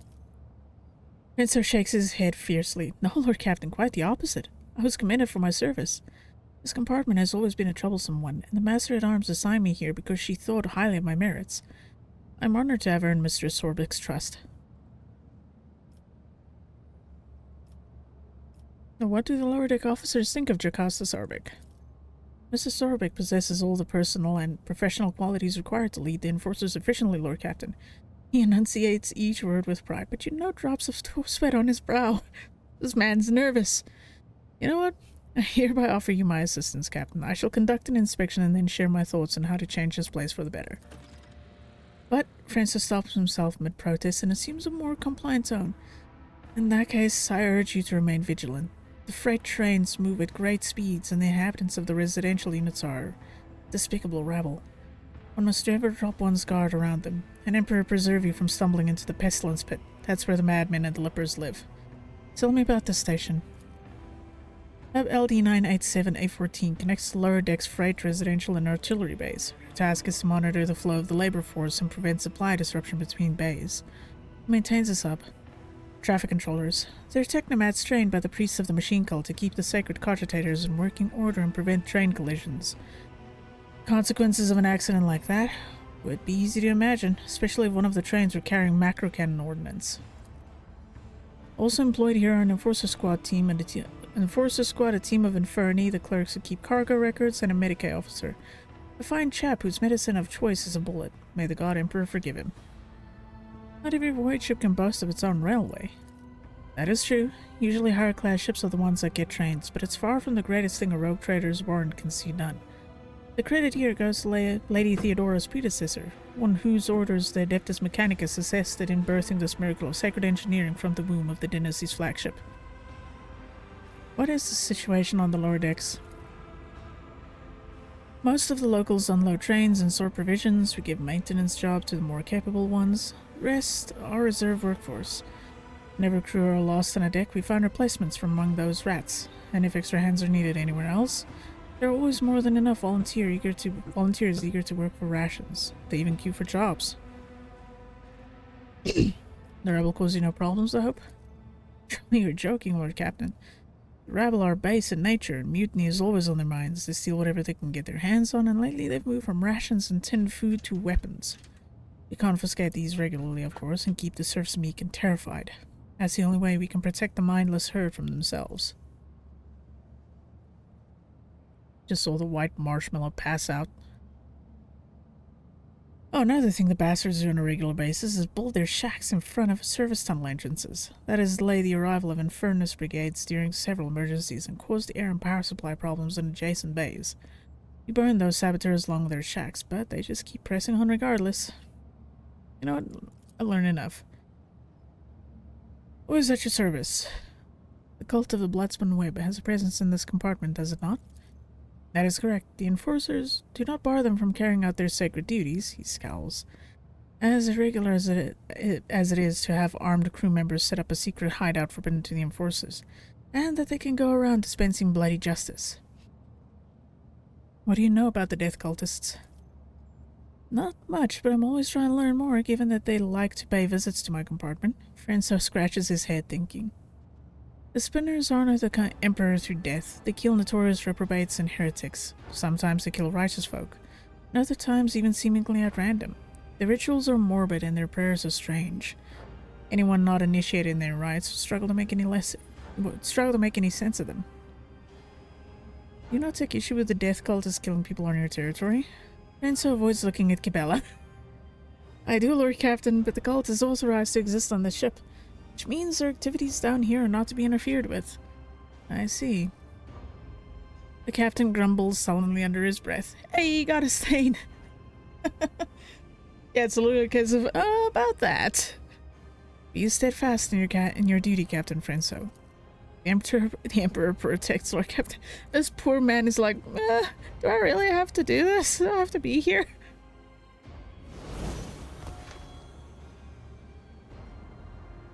Yep, you're just in time for heresy. We're actually apparently doing the DLC stuff.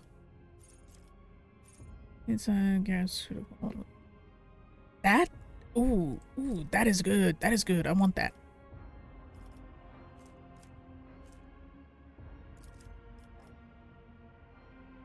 Get out, Tarek. This immediately returns to the cell they started. And move this up. Oh, that could be actually good.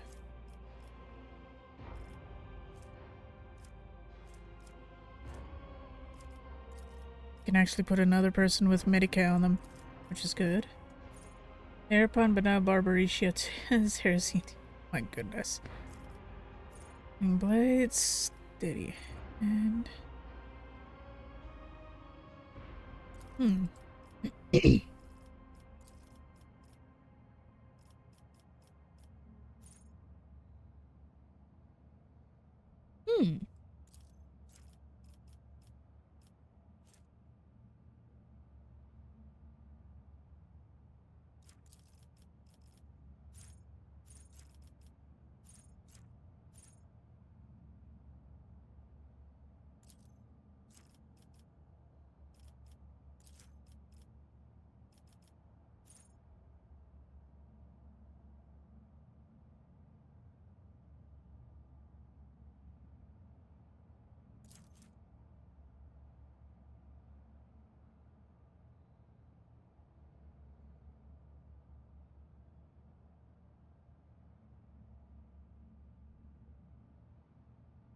sheesh. That's pretty strong.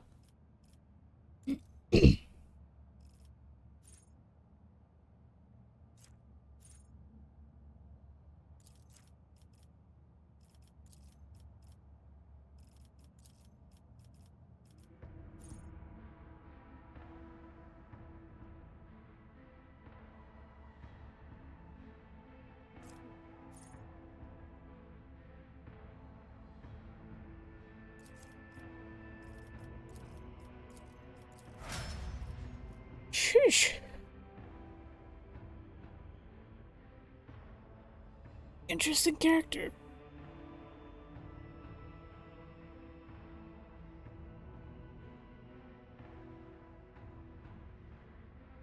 All right.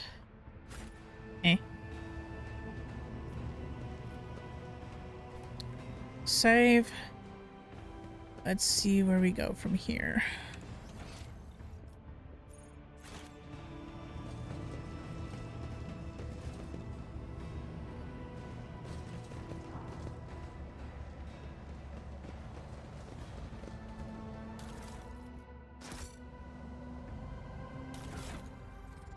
I forgot I was actually given a sword there. Silent Verdict. Wonder if she can use it though. Spinner's Blade. There you go.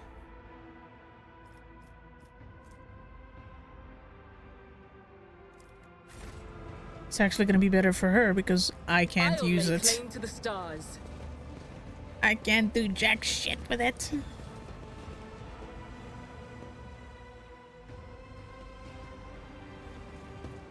Oh. Interesting.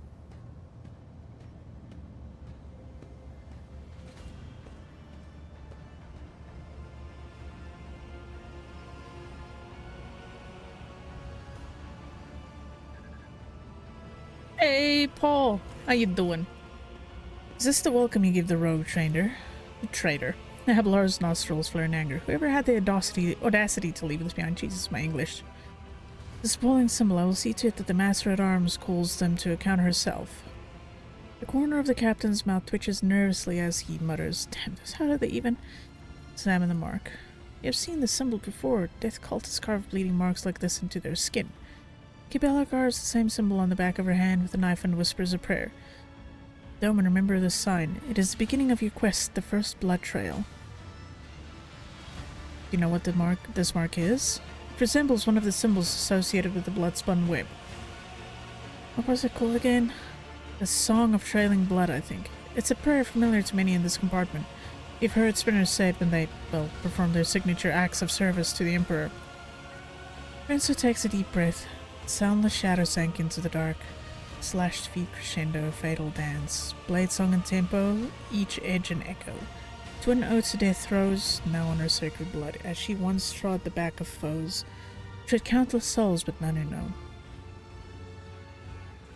What is the Song of Trailing Blood? From what I can tell, it's something like a prayer with several verses that tell about the life of one of the cult saints. Ariane, or the matriarch spider as they call her.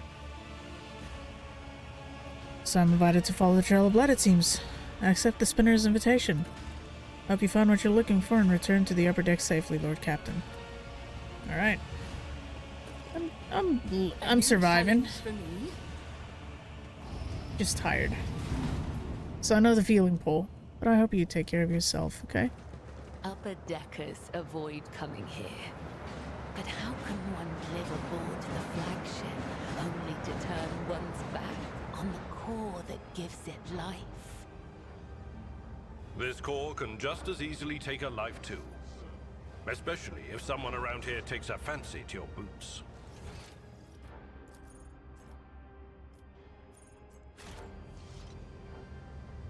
Well, I guess let's run around and... Oh, there's the next one.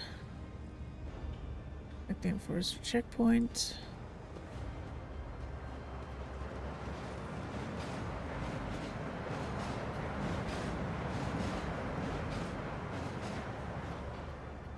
Let's have all for this first. Do you have any idea how much it costs? So, oh,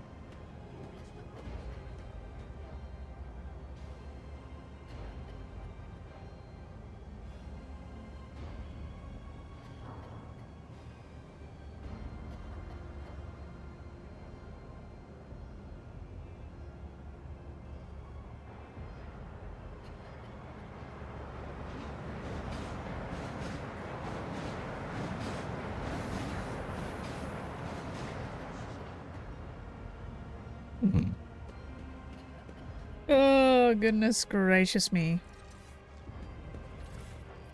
Oh, that reminds me. Someone else can start carrying Medicaid again. She already is carrying 2. Need you to actually carry some as well. You still got... You have... Carry some grenades. I also should actually restock. No, I'm good to go on grenades. I don't need those. I want that. There we go. We got some fire going. Let's see. Okay, she can't use that.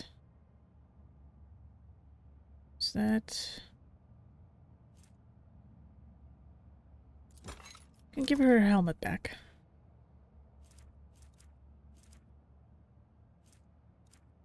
And you know what? We'll take her other sword and chuck it in the secondary blade position. There we go.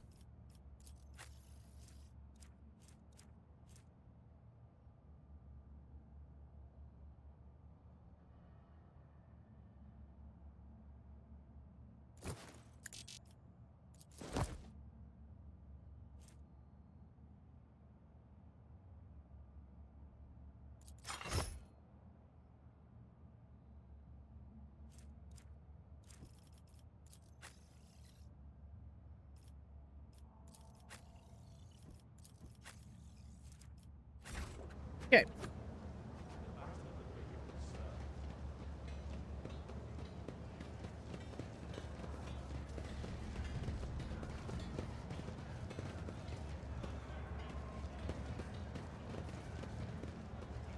None shall stand in my way.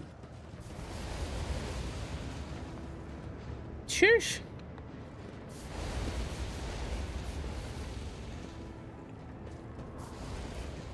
Compared to naval service, that was barely a challenge. An expected result.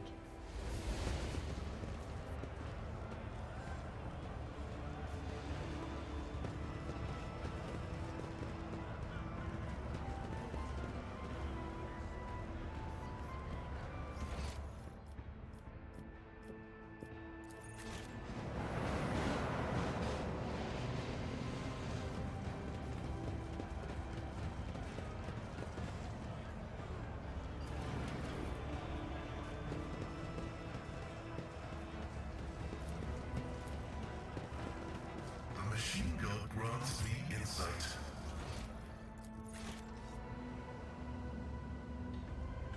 Not sure where that is, but... Oh, hold on. Oh, no. Victory awaits.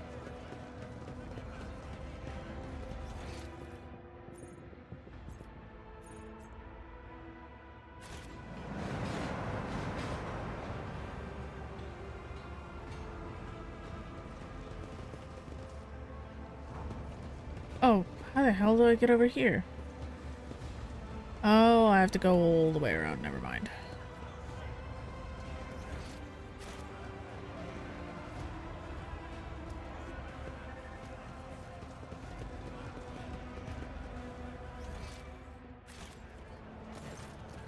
Infernus Master salutes you cheerfully with his low stick. Lord Captain, what an unexpected encounter. What brings you to this compartment? Famous cuisine and magnificent vistas, no doubt? I seek the Bloodspun Web's temple. Do you know where they're hiding? I don't have the foggiest idea, and that's probably for the best. That man's full as it is. What are you doing here? I'm here to patch up Savage, locomotive number 3, under the tech priest's supervision. That old grump is my personal favorite on the entire freight line. Every couple of years, Savage gets mad. His boiler catches fire and starts spitting steam at the repairman. Guess who they call to take care of him in these situations? Inferni, of course. After I've done all the most dangerous work, that's when the iron brains come in. But that's alright, I love Savage. When he's in a good mood, the feeling you get standing at his levers and speeding down the freight line is indiscernible. I envy those tech priest drivers who get to operate him every day. The roar of the boiler, the wheels thumping like mad, and all that furious power pulsing in your hands, responding to the slightest movement. How about... There is a mischievous spark in Henrik's eyes. I introduce you. I think I will decline. You know, that might be for the best. The dentist needs a rogue trader, not a charred piece of ember. I must take my leave. Good luck, Lord Captain. God damn.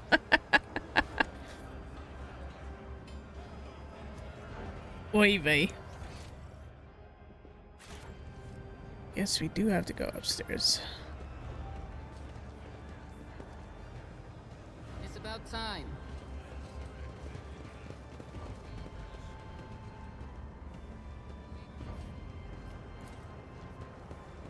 I did fine.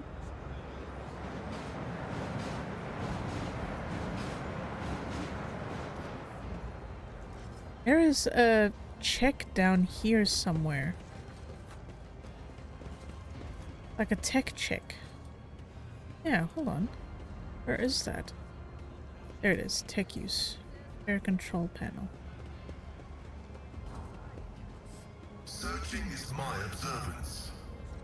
Oh, pfft.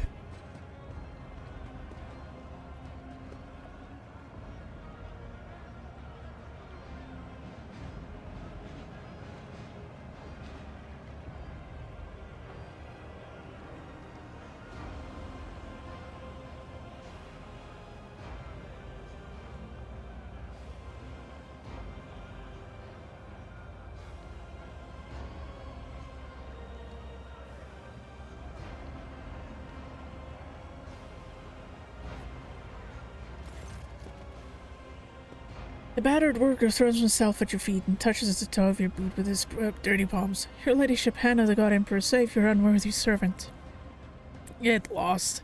The sorcerer's heavy baton pummels the man's back and shoulders several times. His bones crack audibly. My sincerest apologies, Lord Captain. Your boot, I'll clean it right away. Murmur of discontent breaks out among the workers who have gathered around. None of the workers dare come closer, but the anger on their faces is plain to see. You know what? Let's hear him out. Your ladyship, I work hard, never even take breaks to rest. All I earn is 7 ration cards with 15 mouths to feed back home. Enforcers shake me down every shift, just like they do every other honest hard worker who... Enough whining. You and your pals lifted a box of Nutri-Bars a few watches ago, and 2 canisters of water before that. Then beat the life out of you because I took pity on you, and this is the thanks I get? You quarantined the hub for 20 watches and refused to give out rations if we didn't have cards. Cards we had no way to earn. And today you earned 15 cards in a single shift because you had to do the work of 3 people, right? Or did you take your pals to dark corner somewhere, do them in, and take their share? I didn't do them in. It wasn't... Marcus stomps himself, carries and whippers. Got their heads bashed in by crates. The dead don't need rations.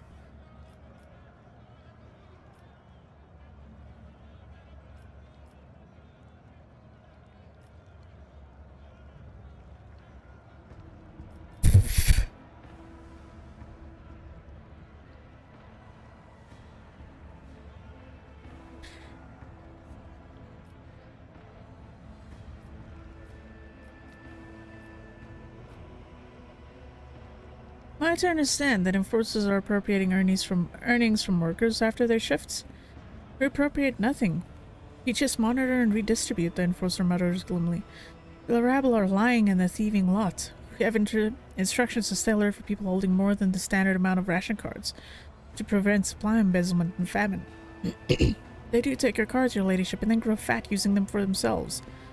Worker's eyes squeeze shut as he whimpers his accusations. He seems unable to believe his stroke of luck.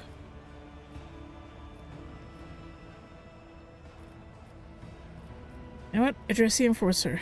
Return the cards and do not dare abuse your position again. The onlooking workers bellow triumphantly and point at the enforcer's praising the Lord Captain. A sullen, red-bearded man with keen black eyes draws your attention. His oddly piercing gaze seemed to size you up the whole time you were speaking. Now he has hastened to conceal himself behind the walkers. The next thing you know, you're watching him hurry deeper into the tunnels. May the God Emperor protect you and all of House von Valencius, Lord Captain. Well then.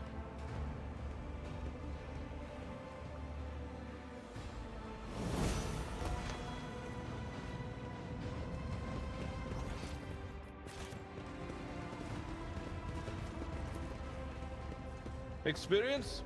Nothing matters more. I'll lay claim to the stars.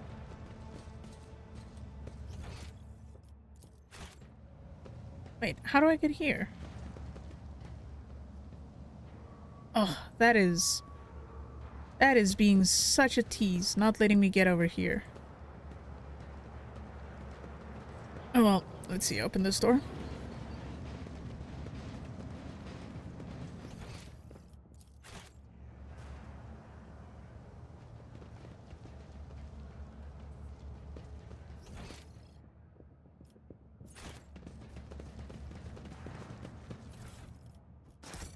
Okay, where to next? Over here somewhere?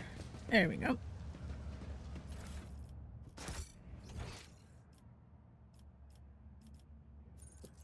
Again, we can't really get to any of this, can we? Oh, yep, there we go. Can't. A new challenge for me. I can't believe I still can't get to, like, what's on the other side over here. There's a door, I can see it. God damn it.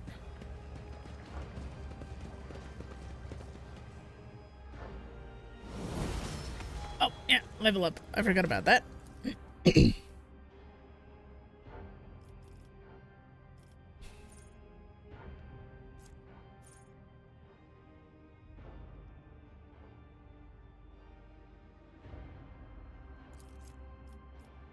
Would actually be useful.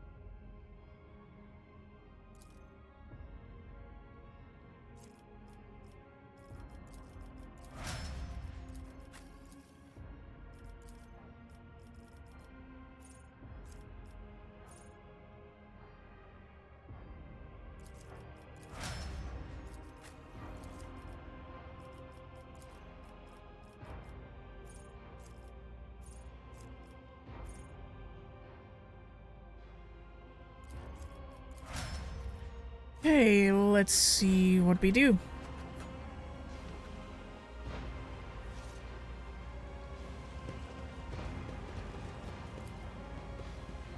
Easily done.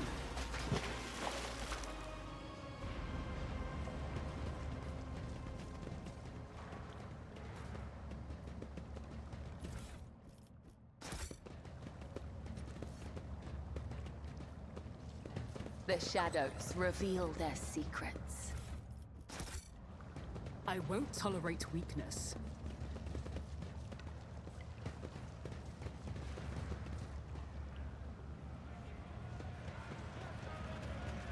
Huh.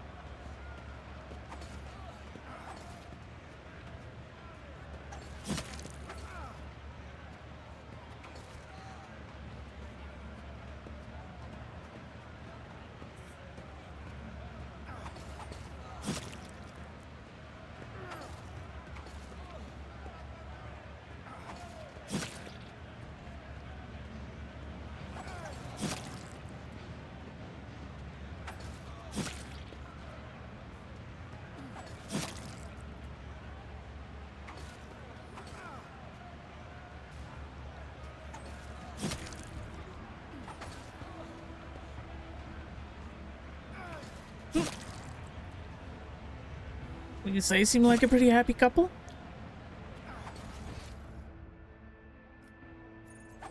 Seems to be all that was for.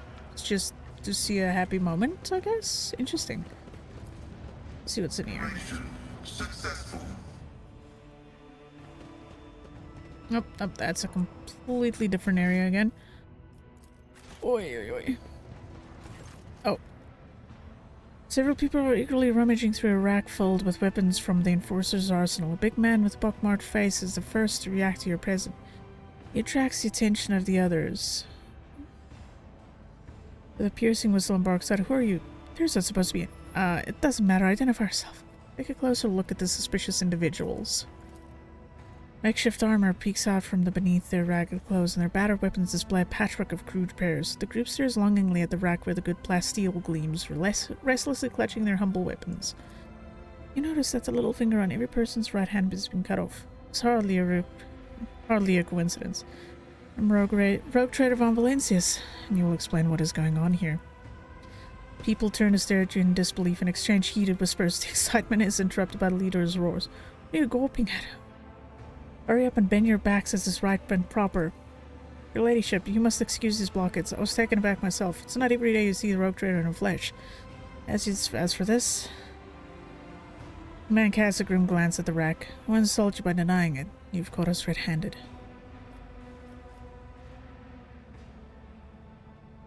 "Who are you?" "The Hard Nine's a gang. I mean, a brotherhood from Transport Bay 9. Don't think we're parasites. We do our bit for the prosperity of the ship. We're sort of assistants to the enforcers, self-appointed. Make sure that order is maintained in compartments where the enforcers are too lazy and greedy for bribes. We put a stop to robbery and free thinking, and, well, we accept a small contribution in show of thanks."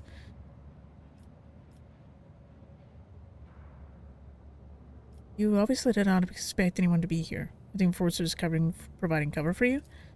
"I wish. Franco, the newly appointed captain, had our informant strung up. He's tightening the screws. Damn it, we can barely breathe. Today's the last time we'll come to pick over this compartment." "Why do you want my weapons? Are you going to rebel?" "And to do business." The gang leader smiles ingratiatingly. "We're no rebels. If anyone blasphemes against your ladyship, we call the troublemakers to order. We shed blood for the flagship without fear. Suppose it makes us defenders of the ship?" The thug raises his eyebrows questioningly, looks at you expectantly. "You all have your little fingers cut off. What does that mean?" "It's our gang's initiation rite. Fine tradition. By voluntarily removing a finger, the newcomer shows their determination and willingness to join us forever. It's also a badge of honor." Proudly shows off the stump of his little finger. Damn! That's one way of doing it. "I suppose you may be of some use. I shall permit you to take a few of the more basic weapons and leave. Serve the ship well."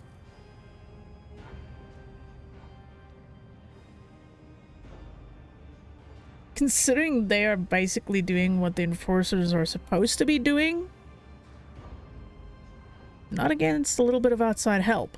The Seneschal grits his teeth, impotent in the face of your choice. One day I'll realize the depth and wisdom of your choice, of your decisions, Lord Captain, but in the meantime I pray that this act does not come back to haunt you.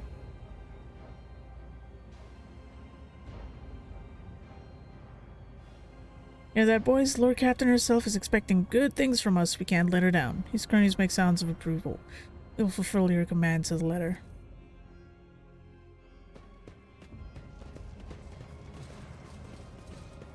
Again, might sound bad, but they might end up doing more than the current enforcers are.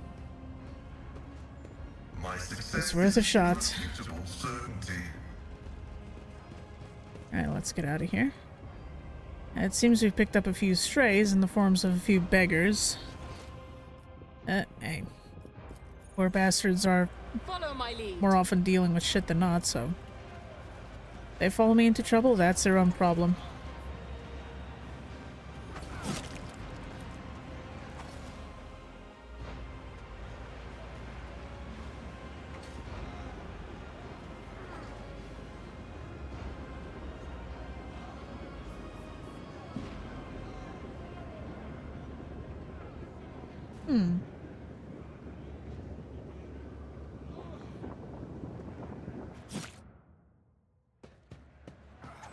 Some of the cinematic shots, though, that they push in here.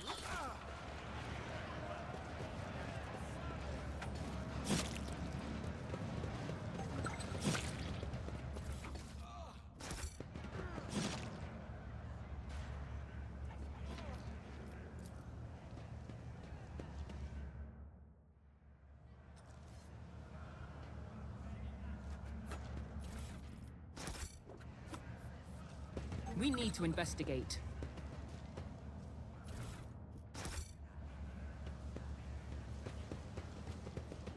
What is that?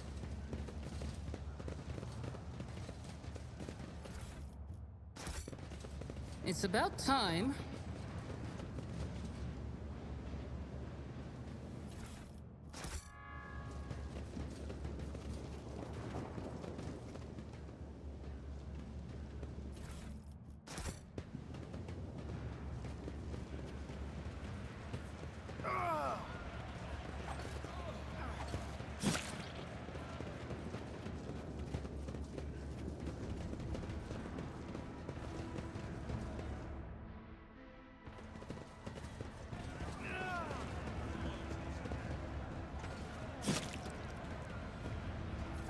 Okay.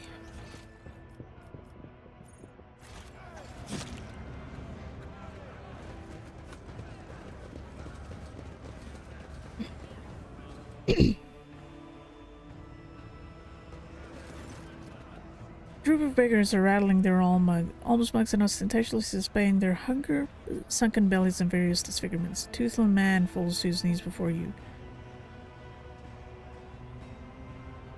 Ladyship, spare the throne for those who can't even get the worst jobs. You know what? Sure, why not? Praise be to the Lord Captain. Or descend on the alms like a pack of gutter rats, each scurrying off to their own corner with what they grabbed. Well, at least we got rid of them. The day the Lord Captain wandered into our slum will be remembered in legends. The broad-shouldered man raises his hand in greeting. His old prosthetic creaks plaintively as it takes the weight of his body. The locals and the enforcers call me the foreman. I have no other name. You might say I'm in charge here in this hole of a place. I recognize the shaggy red beard and the keen black eyes. This is the man who was watching you during your encounter with the enforcer and the station worker. Saw you near the marketplace. What are you doing there? Watching one of my workers take a beating. I feel sorry for the lad, but there was nothing I could do. Foreman smiles wryly, showing his yellow teeth. Almost all of the front ones have been knocked out. I've stuck my neck out in the past, not doing it again. Tell me what life is like for the workers on the lower decks. They toil day in day out for the glory of the ship. The rest of the time they do their best to survive, faced with hunger. More deranged of the enforcers, void leprosy, fires, floods, noxious fumes. The foreman lists these on his fingers, although he has fewer than nature's average to work with. In a word, it's a decent enough life. If you work, you survive. If you feel out, you also survive if you're clever. Well, and if the God Emperor wills it. What are you cooking in the vat? Believe it or not, this soup is made from mold slime and technical drain water that has been simmering here in this vat for at least 200 years non-stop.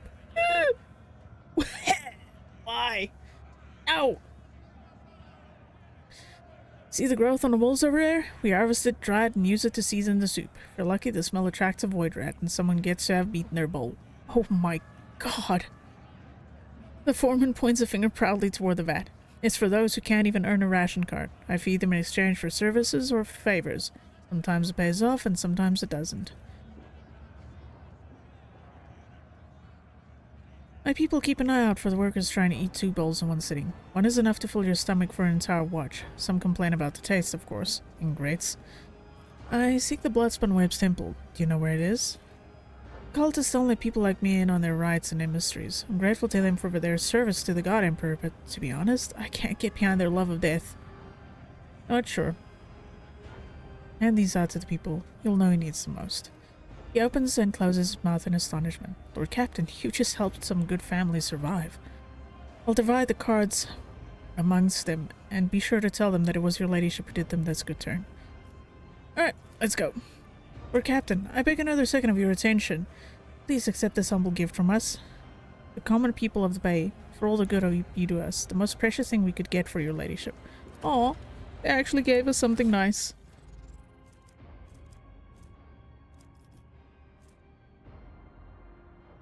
I think it's this one. Huh. Read it out, sir. Didn't move a bit. Blah, blah, blah, blah. This conviction iconoclast. All their allies immediately gain the same number of temporary wounds.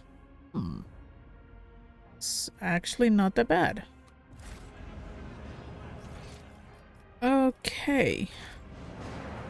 Time to move on. Keep searching. I'll lay claim to the Fortune stars. smiles on us. An ill omen.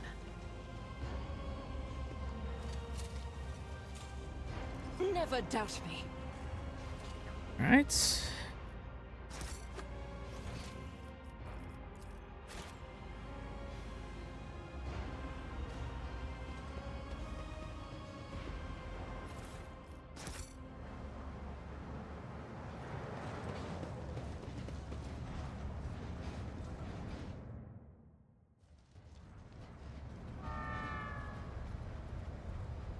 Well, was it thing that calls saying your time has come or what have you?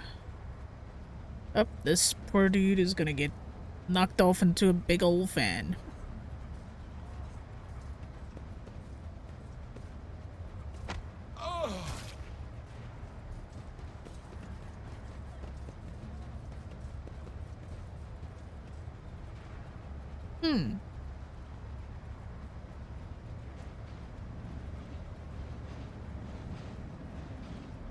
Interesting.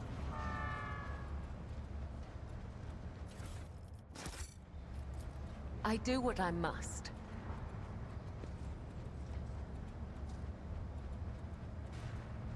No worries, go get your food. Do take care of yourself. A new challenge for me?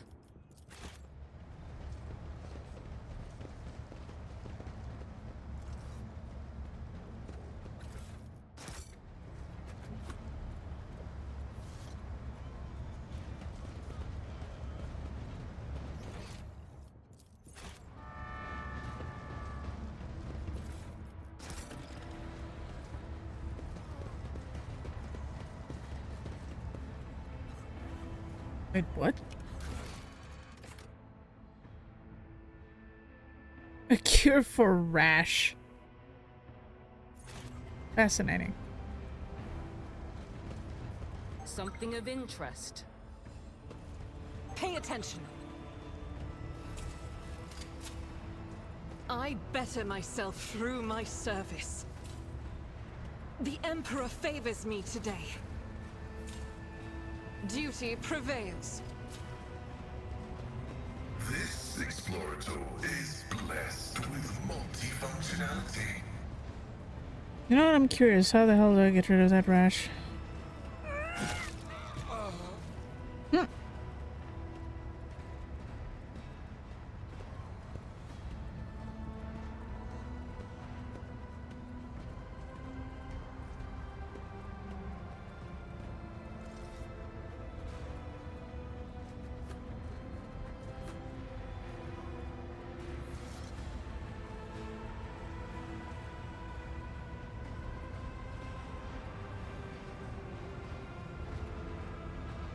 Oh, interesting. That's kind of Victory much easier awaits. than I thought it would be.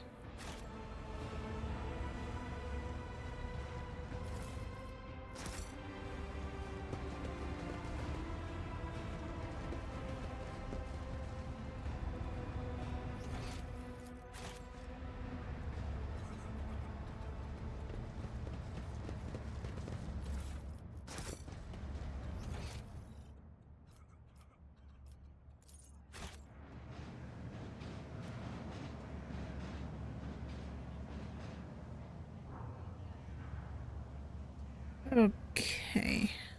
I'm actually a little clueless on where to go, but it's fine.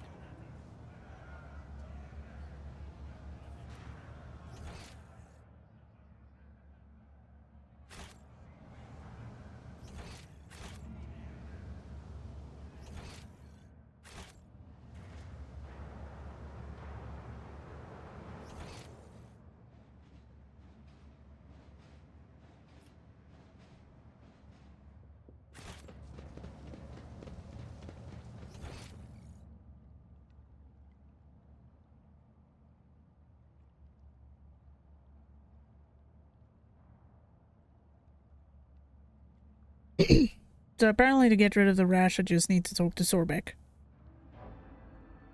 And it's... poof. Gone. Interesting. It's easier than I thought it would be.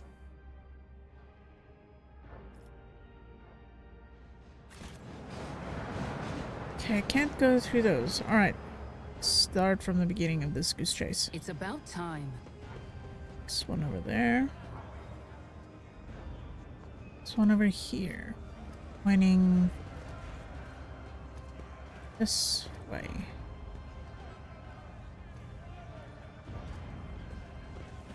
You don't see another one at all again after this, though.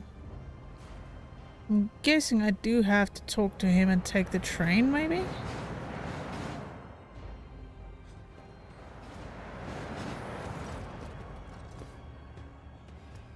Is it safe?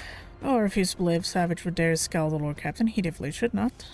Okay, good luck. Apparently, I don't need to do anything with that now.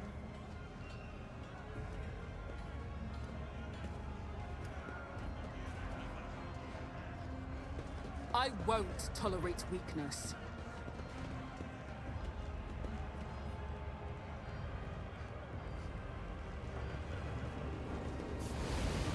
And I think where else there would be a mark to kind of lead the way.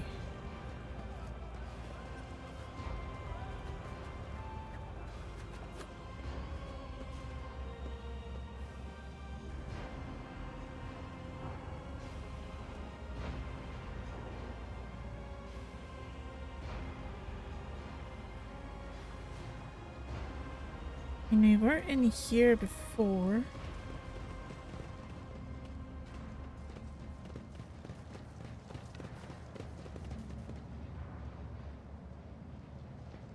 I'll lay claim to the stars. Can't get out through that door.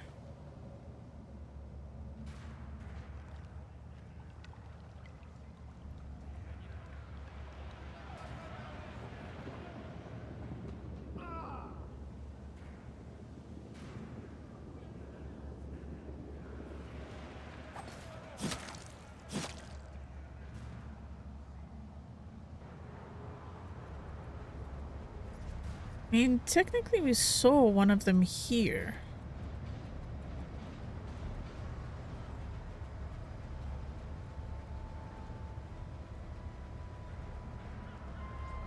Okay, that goes up. I don't think I can use it.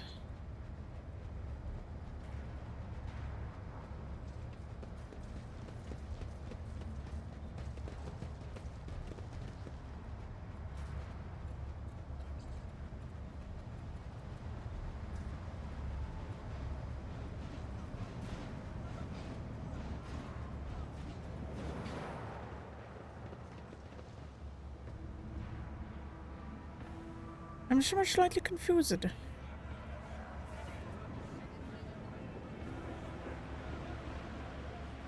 There are literally 2 signs to point the way, and that's it.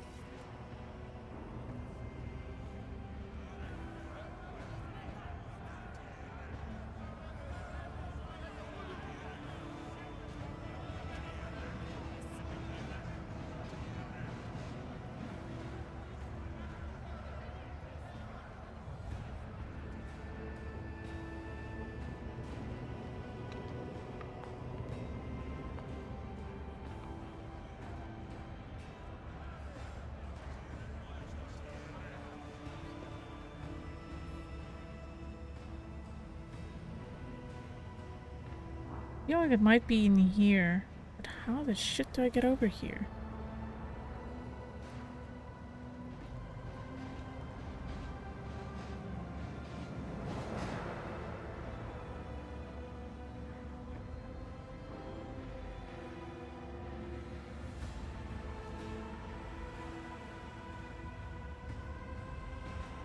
A new challenge for me.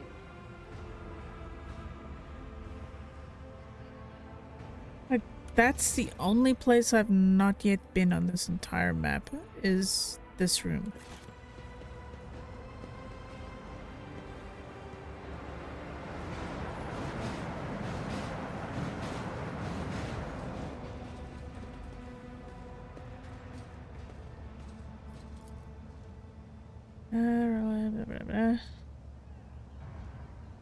Fuck. Welcome back, Tarek. I'm still trying to figure out where this place is because there's literally only 2 marks that show up on the path. It's the first one, this one, and then nothing else. Oh. Mercy, please save me. My gas for air through burnt lips, slipping in and out of the layer. His skin is dripping from his own body like melted wax. Okay. Mercy, please save me. The young man gasped for air through burnt lips, slipping in and out of delirium. His skin is dripping from his gaunt body like melted wax from a candle. His eyes, somehow intact, alive, clear, and filled with pain, stare at you from under his cracked lids.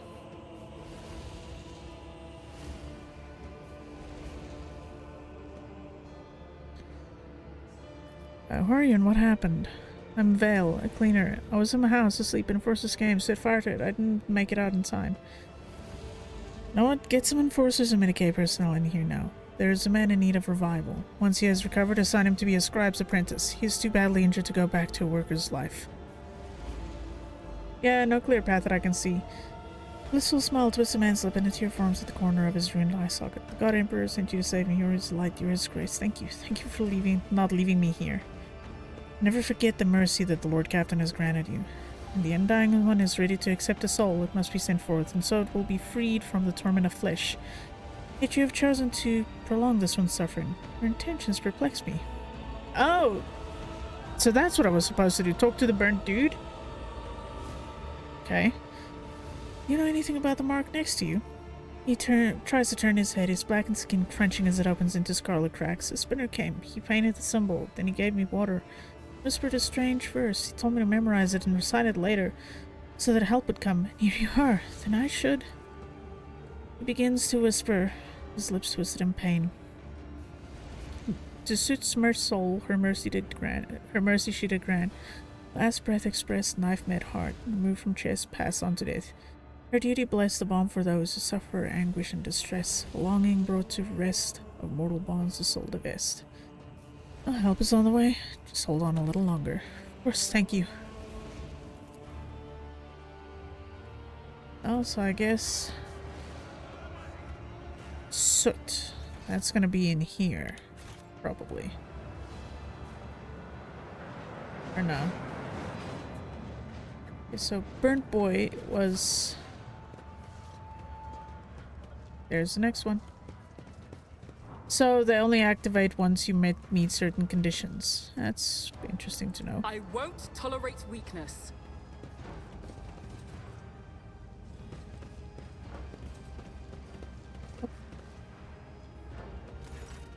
The sinewy middle-aged man watches the bustle of the bay with a detached expression. Every so often his eyes linger on the blood mark inscribed nearby.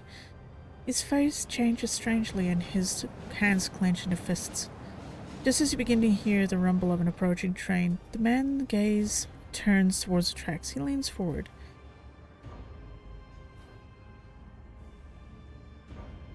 Oh, what do you think you're doing? What? I didn't. The man starts and almost falls, but manages to keep his balance. In the dim lumen light, you notice old scars scattered across all his body. The scars seem vaguely familiar. The skull's Vox synthesizer springs to life with an indignant binary control. I'm registering this unit's intention to use the train tracks for purposes other than those intended by their design. I categorically demand that the unit's self-disposal be carried out using methods that do not violate the catechism of maintenance. No, I can't even pronounce it correctly just for the utter ridiculousness that is this entire sentence. Hans is like, please don't put your brains on the train tracks. The scars all vary in length, width, and depth, and the shape. However, you notice a pattern in the way the scars are aligned, as well as a series of faded symbols on a man's rough skin.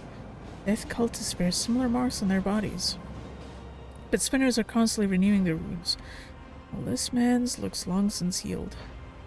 Your eyes always return to that blood symbol. What do you know about it? It's a symbol of the Bloodspun Web. I come here every watch, but it hasn't been here before now. Yesterday must be a special day. He smiled strangely. Man's faded eyes go wide as he notices Cabela. His voice quivers.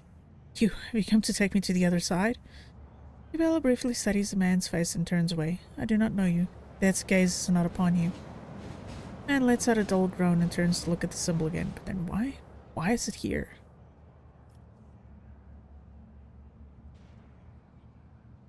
You look like you're about to take your own life. You having a rotten day? Well, life has been rotten. I only have myself to blame. I've tried to change things, fix things, but I always end up here, so eventually I accepted the truth. Who are you? Dead man. I lost my name years ago. I've been just another dead man ever since. If this were an interrogation, I would welcome such a response, but in this case, we are merely wasting our time. You dare insult the rogue trader with your impudence? Your body may already be covered in scars, but your tongue seems to be asking for more. You know the symbols of the Bloodspun Web. You bear similar scars. Are you a spinner? I was, but I failed to complete my final assignment, so I was exiled from the cult. The Vizier told me to kill the one who would be at a certain junction of the utility tunnels at a certain hour. I went to the appointed spot, then I waited an hour, 2, 5. The junction was still empty. Nobody came. After hours of waiting, I finally realized the person at the junction had been me the whole time. It was my turn to go to the Undying One, but I was afraid. I couldn't do my duty. I ran. So the spinner simply let you go? They made no attempts to find you and kill you? There was no pursuit. I thought I'd see their black blades the very next day. Instead, years passed without them taking my heart.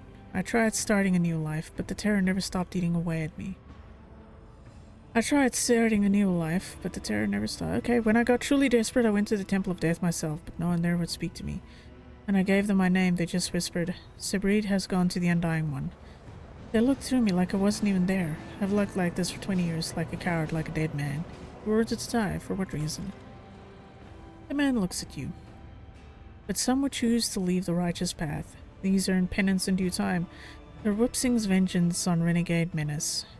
Her blades pass sentence. For cowards seek to hide their hearts, but death makes no pretendance. Takes what it is due in essence. He stops, then adds hoarsely. The third verse of the Song of Trailing Blood. The Vizier recited it to me before sending me on my final assignment. I didn't realize at the time that it was my judgment. Yeah, it's all kinds of fucked up. That's for sure. There are plenty of reasons. I sowed death. I offered him the souls of the most pleasing men and women I could find because it kindled my passions. I killed well-off crewmen who didn't deserve their wealth, and I took their thrones. I killed enforcers, looked into my eyes without fear, because I wanted to be feared. I reveled in bloodshed. I betrayed the tenants. I realized it, but I couldn't help it, because I enjoyed it. You do not sound particularly remorseful. I've spent years of remorse, I'm tired of it. Have you killed any more innocent souls since you ran? No, I've been afraid to touch my own knife since that day. But it might just stab me on its own, but the temptation is always there.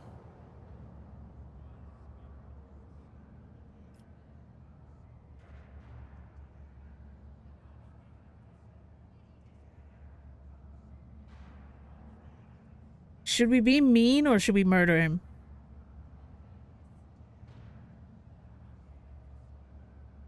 Because purge existence tells me murder. Or we could, again, just leave him to kind of suffer. What do you guys think?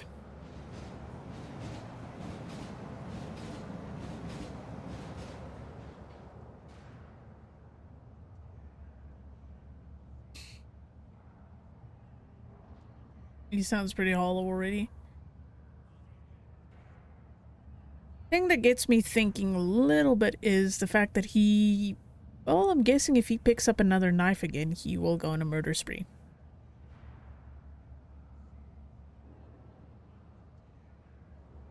Yeah.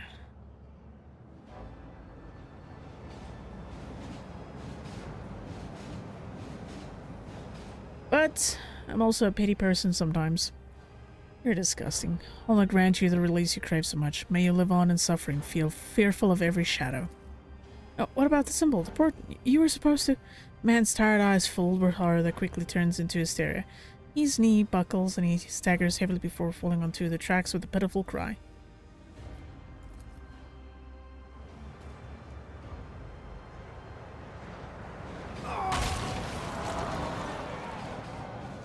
Bella stares at the remains of he who was once her brother in service. Truly, it is better to die for him than to live for yourself. This he forgot.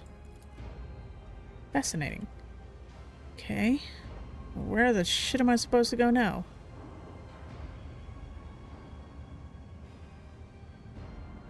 Are there any more marks somewhere that I need to check?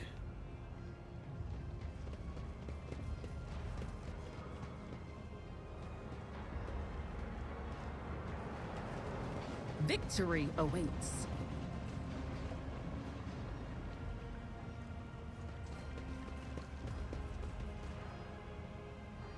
Up.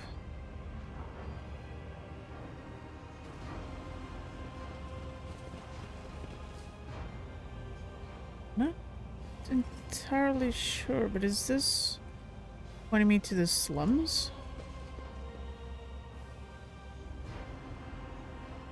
Now let's check out the slums again.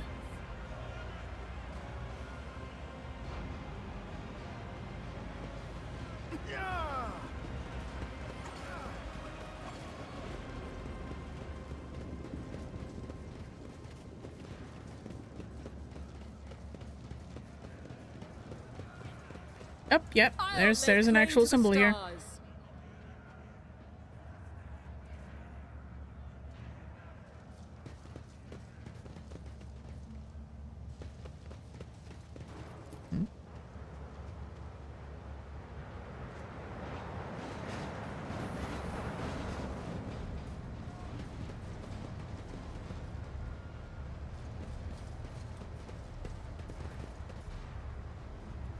Yeah, hold on. Where is this one pointing?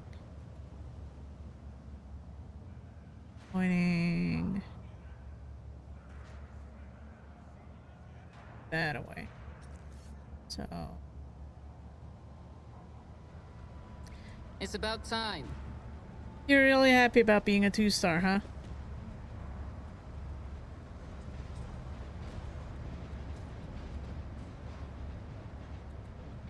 Just double check that there aren't any other marks floating around in this place. Yep, there's one. By sucking beanbag. I'm restless.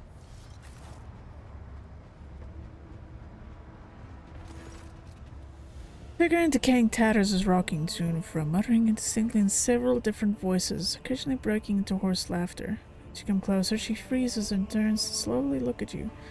An ugly, rusted mask covers her face. You hear to take Dana to the other side. No. You're just wandering around in the dark, looking for the light, but it's nowhere to be found. Do you really not see it? Who are you? Old Xena. Xena the outcast, Xena the mad, Xena the disaster, Xena the cursed, Xena the spurred. The woman hugs her arms to her chest and starts cackling loudly. Broken chains clink at her emaciated wrists and neck. Ghosts of the past, the shadow of the present, only the Undying One knows, he alone. What is this? Okay, why are you wearing chains and a mask? You haven't escaped from the enforcers, have you? Ah, these gifts there are the chains clink to announce Dina's approach for the rest of the year. She just slides her disease-darkened palm down the rough, rusted metal of her mask. They hide, fearful of becoming like Stina, afraid of losing face. There is a blood symbol next to you. I've seen such marks before. Is this another part of the Song of Trailing Blood? Stina burst into hysterical laughter. Oh yes, yes, the song. Here, listen, listen. The woman starts chanting hurriedly. She wandered an eternity in the dark, yet was consoled, whipped for told. Undying one's blood secrets glowed, a light to guide her faithful fold. The threads must end, and so the spider did that which was owed. Her life and death the ship bestowed. She laughs again, and you'll see if you learn to see. Look into the darkness, look. I cannot fathom what I was meant to see here. You peer into the darkness and are gradually able to make out the outlines of objects hidden in the shadows.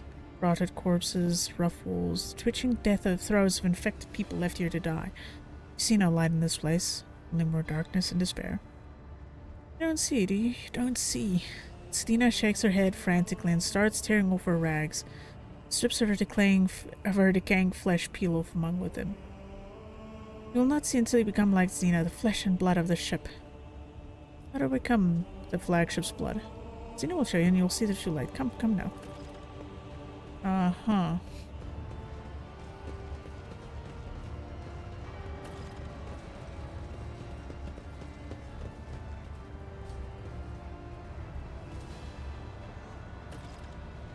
Huh. Interesting. The rotating blades promise nothing but a senseless, brutal death. Slipping past them would require some unreasonably precise calculations, or blind luck. While listening to the air currents, from moment you think you hear Stina's whispered prayer rising from the depths of the shaft. Alright, save, then we jump.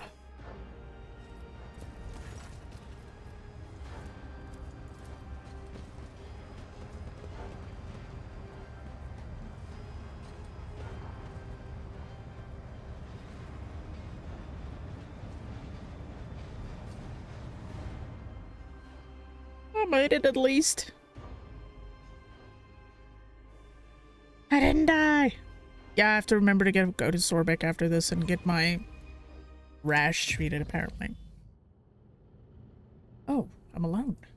Interesting. Very interesting. This time, I know, right? Yay! I survived! Woohoo!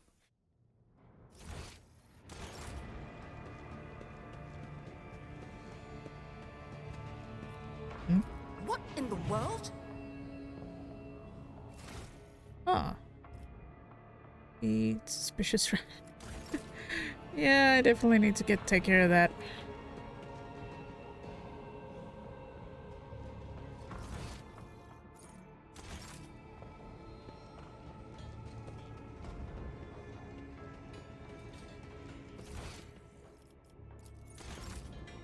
Can I even get to that? Yeah, I actually can. There we go.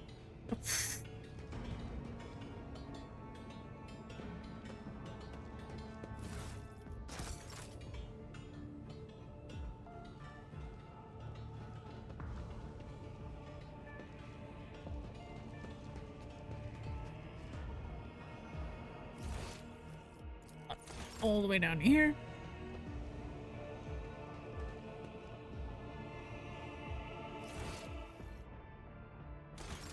None shall stand in my way. Hey, do I really have to try and succeed this? Oh, there we go. I succeeded it.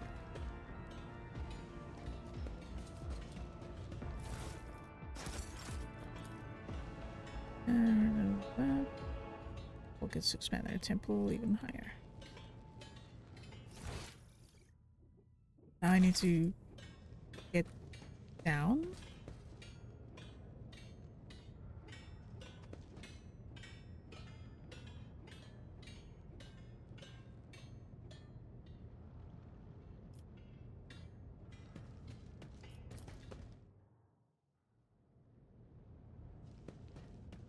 Any challenge for me? Wait a minute. How the shit do I get down?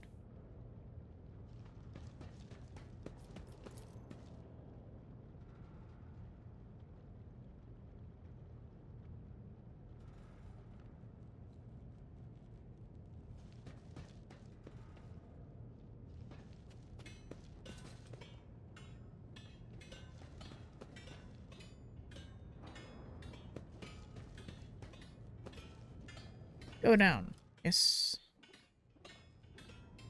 Be nice if they made my life a little bit easier with this.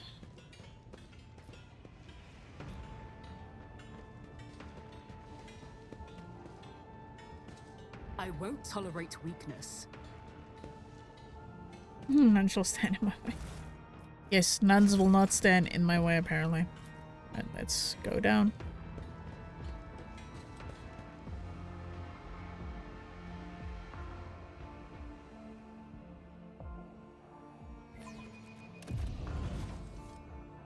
Okay. We need to investigate.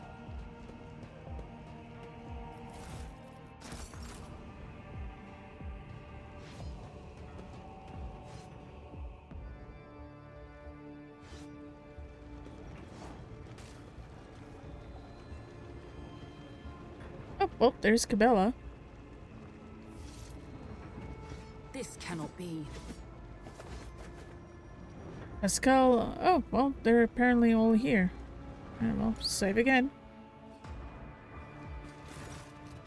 A frail old man, graybeard tinged with blood, folds his wrinkled hands in ritual gesture. His body is covered in scars, some old, some fresh. His eyes were sewn tightly shut. His mouth is cleft at both corners, making his jaws seem eerily snake-like. The Lady of the Ark walked the paths of unlife, in the footsteps of the web's very first spinner, and the servants of death bowed before her, for the Domin is the giver of life. The old man goes still. His head turned to the side, he nods toward the temple's muffled silence. Yes, truth, like a stream pours from her lips. We welcome her as the tenets demand. A thin blade appears in the old man's trembling hands, although his arms are stiff and look like they can barely bend. Next instant, the dynasty's symbol is etched on his forehead, dripping blood. With a brief motion, he flicks the blood of his blade, and several drops land on your face. The Bloodspun Web welcomes its new lady. I am the Vizier. For many years we have waited, and now you are here. Oh, why is it you have invited me here? Death whispered your name and commanded us to honor you with the sacred ritual, but only inside the temple can the spinners perform it. The Vizier is suddenly distracted by someone invisible, and nods toward empty space. Yes, we are glad she has reached this place. We are glad to serve. What do you mean, you've waited many years? It was not so long ago that I made my acquaintance with the cult. As I delve into my divinations from the flesh and blood of the departed ones, I turned to a relic most ancient and priceless. It is his tarot, inherited by the cult from the matriarch spider who spun the first thread. One of the readings I did back when I still had the strength to leave the temple and usher souls in their final journey. That was when, in the intricate tangles of destiny, I glimpsed our meeting. But when we would meet, alas, was not revealed to me, so we waited year after year. Now the hour has come.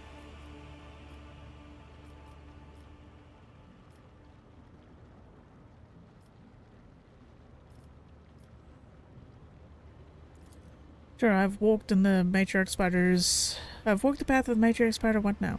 The Song of Trailing Blood tells of a path fraught with trials. By accepting it and setting out on that path, you pass the first one, the trial of resolve. Not everyone is prepared to shun their fear and doubt and embark on a search for the unknown. The search for death. The trial of compassion was the second one. You pass it when you put yourself, albeit briefly, in the service of another soul, man suffering from burns. For the choice between life and death is to be made only by those willing to take responsibility for the pain of another. The third was the trial of justice. In assuming the role of judge for an apostate of our faith, you declared your right to influence the balance of life and death that the errant soul had upset. And the fourth was the trial of duty, for duty always leads to death. We are prepared to render our duty to the Undying One, fearless and accepting of our purpose, which is to serve him. You too have proven yourself prepared, and the 4 trials have brought you here.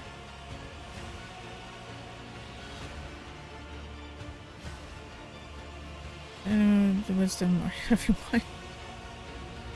The path I had walked has helped me understand myself better. Yeah, sure, why not?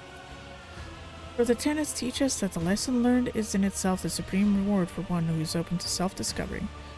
The Vizier's sun-shut eyes seem to peer into your face, stunning it. Then he turns away and speaks into empty space again. Peace, my brother. The time has almost come.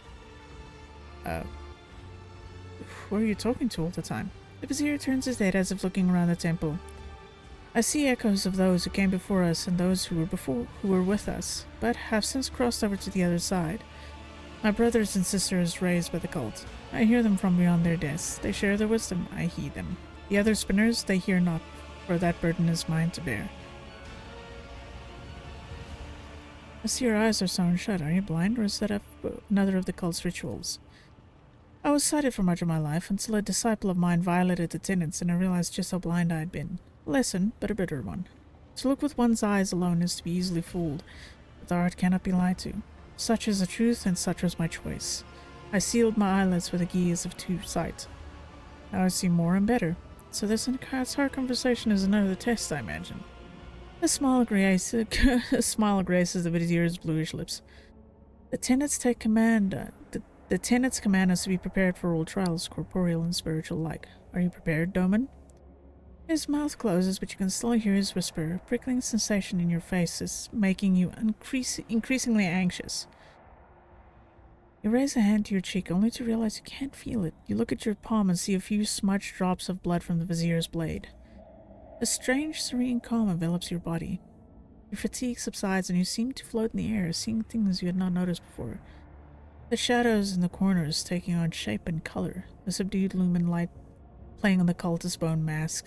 Are they really masks? Their tall, lean, empty-eyed wearers might as well be dead people. Chill runs down your spine. Sure. What is the meaning of this? Your heart is beating slowly, your breathing has become deeper, and your thoughts are muddled. You seem to be under the influence of a potent stimulant. Look around the temple. One moment the walls of Death's Sanctum grow infinitely wide, the next they are so narrow as to make it hard to breathe. The floor dances under your feet, and the undying Emperor's statue seems to shake its head, threatening as it looks down upon you. What happens now? That is for you to tell me. You look at the Vizier, and his trembling frame seems small and insignificant. A single step is all it will take to crush him, but the visions are starting to wear off, and now the old man towers over you. The keen gaze of his sealed eyes is studying your every movement, waiting for a response.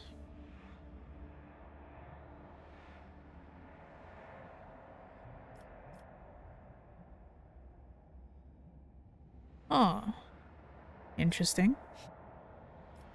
Now you're going to initiate me as a servant of death? The Vizier ponders your words for a long time.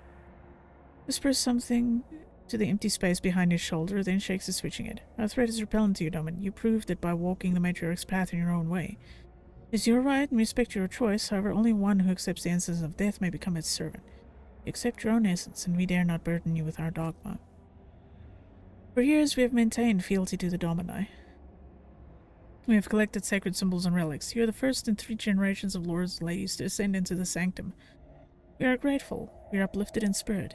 Your exaltation, accept this gift of a vestment sewn from the bones of his faithful with the threads of death. That which was foretold has come to pass. The ritual of descent is complete. Now be this temple's guest of honor and rest a while. Interesting. What did I get? Spinner's ritual vestments. It's actually stronger than what I'm wearing.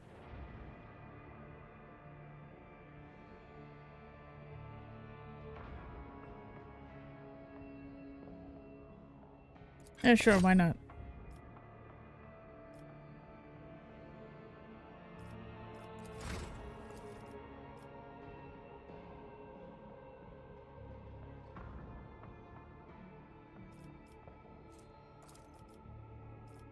How's the killie?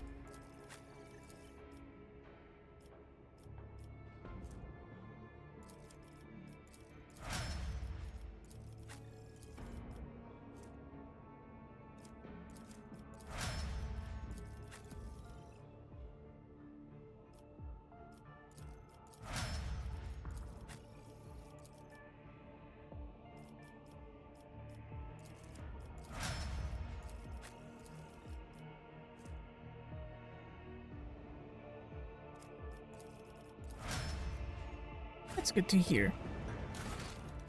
Hey. Okay, who's decided to get a person?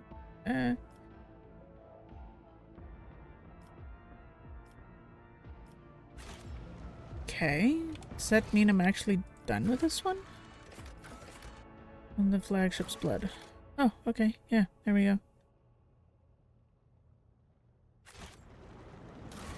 Okay, I should actually turn that off again. How the quick do I get out of here? Hey, Natalia. Mix of happy and sad. Mixed emotions, sort of. Oh, no, Keely. Feeling a little...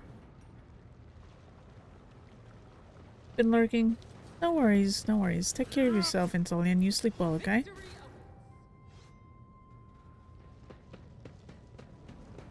Ah.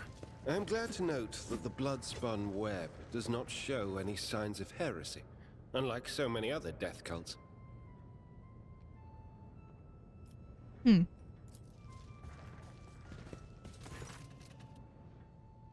The spinner, his face covered in carved, bleeding glyphs, makes a respectful gesture of invitation. Let me show you the way, Domini. Show me the way. Alright.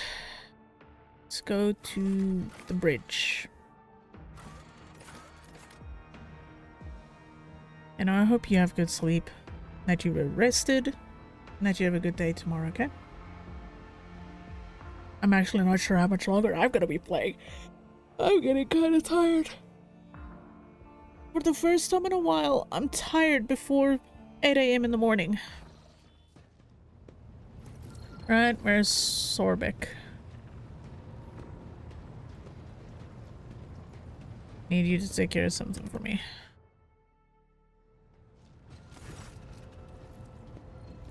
Oh, wait, shit. Your enforcers are doing a rather poor job of keeping order on the lower decks. I caught some kind of rash because of them. The mask of nonchalance on Sorbek's face shatters.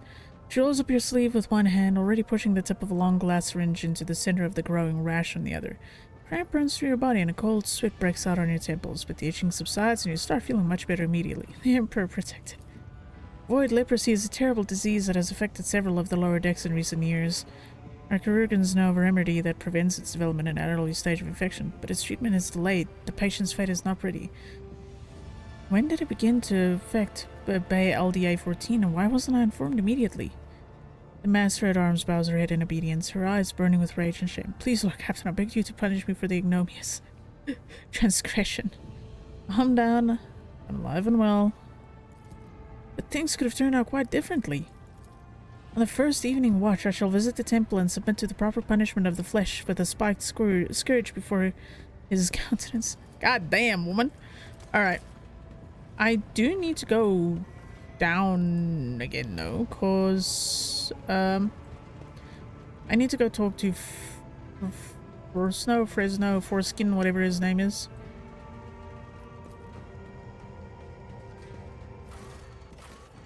Right line, there we go.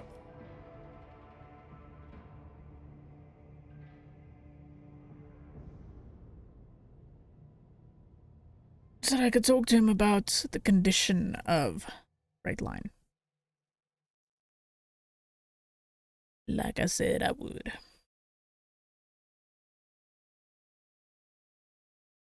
I hate the fact that I'm probably going to end up doing a shorter stream than I normally do, but I am exhausted for once.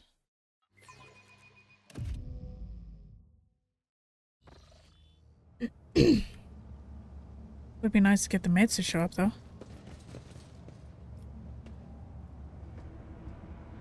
There we go, Frenzo. That's his name. Lord Captain, ma'am, Hedok Frenzo stops producing the reports on his data slate.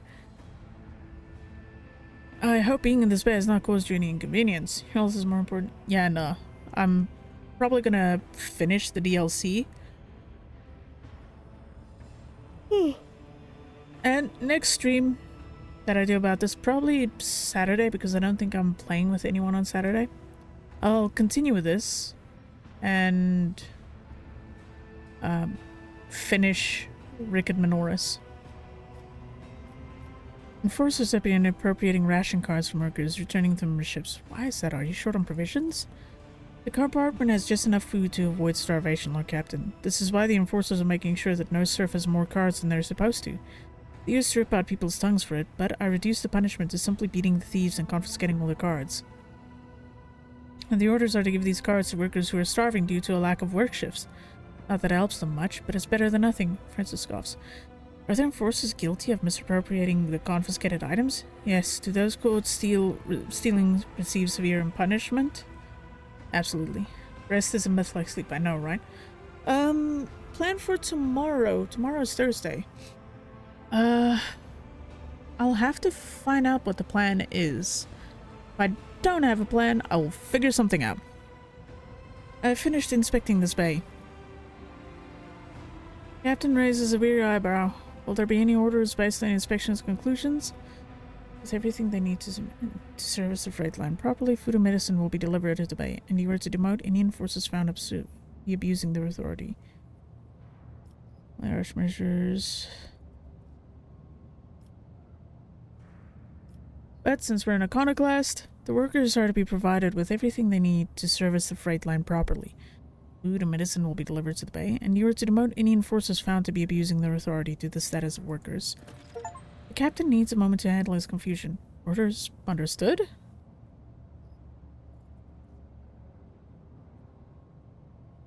We have educated labor. Be steadfast in your duty, Captain Frenzo. This poor man is so confused. Yeah, no worries. I'll see what I can do. Or carried out. The compartment is already operating according to the new procedure. Okay. Let's see.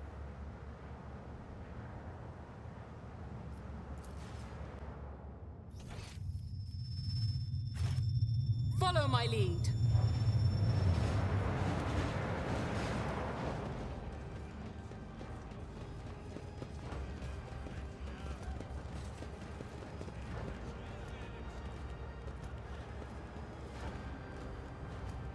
See what he has to say.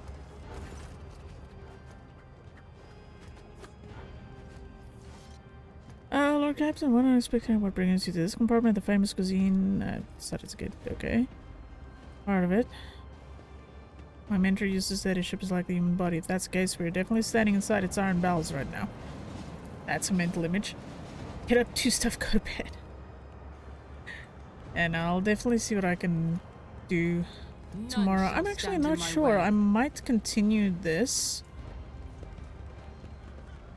Depending on how badly my voice gets toasted today.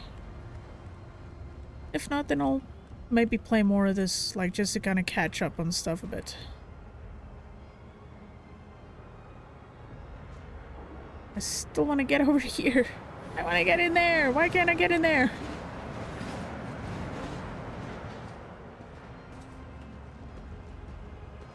Damn it. I want in. I'll lay claim to the stars.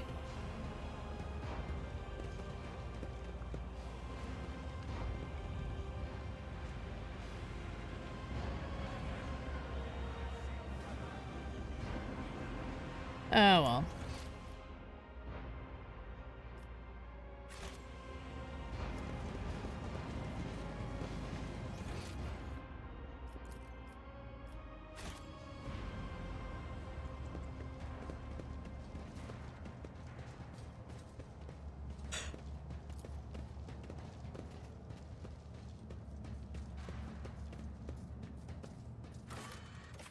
Okay.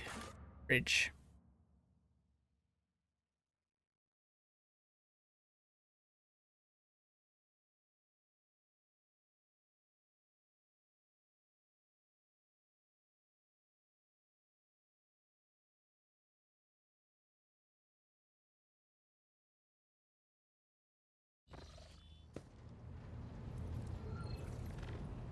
Right, time to clear out my inventory just a scooch. This Chandris. There he is.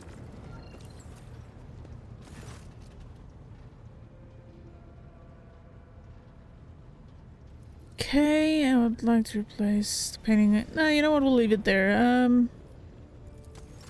Okay. Select tradable.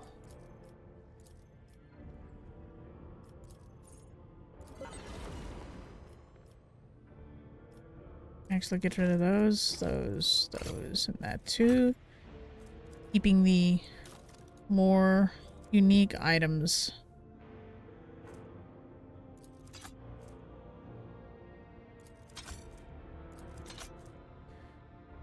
Ooh, that is actually better than I have. I'll keep that one.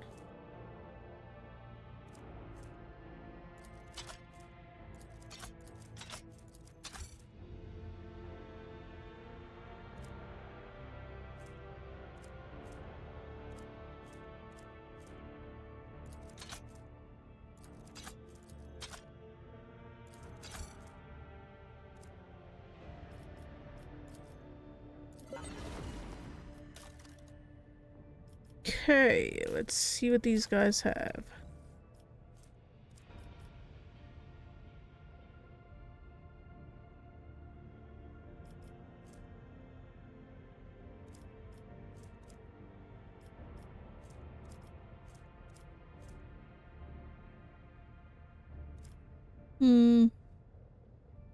Not a lot actually that I can use. But there would be more. This might actually be kind of useful. But I'll have to see for who I can give that.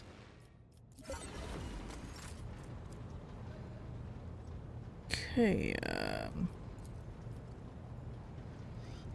I think that's about it. Oh, that reminds me. Hold on. There she is.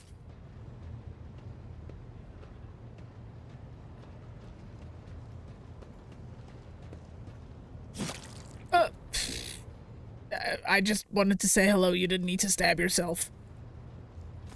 Domin.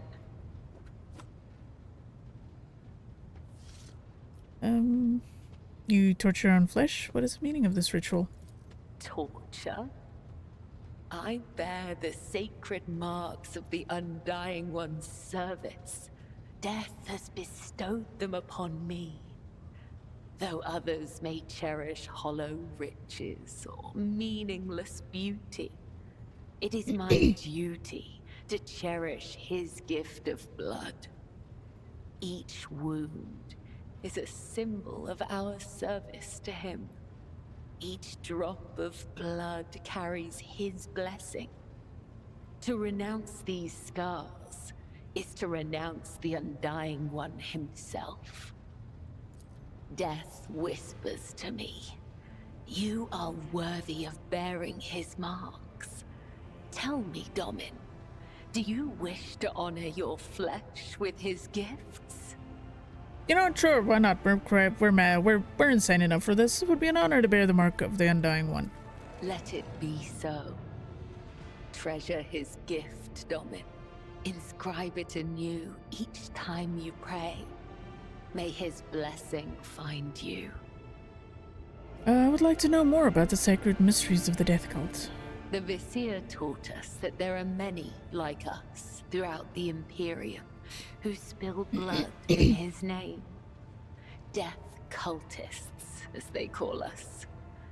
He said that no two death cults are the same, just as there are no two identical stars in the void. I will tell you about the Bloodspun Web, but I cannot speak on behalf of all death cults. What is the cult's purpose? The Bloodspun Web holds the bays of the flagship together with the threads of its faith. Such is our service to the Domini of the Von Valancius line. The Undying One commanded the Domini to embark on a ship and sail the void's expanse. And thus, it became our duty to protect your dynasty and the Ark that became its home. This great relic of blood and adamantine. Some loathe and fear us. They call us murderers and reapers.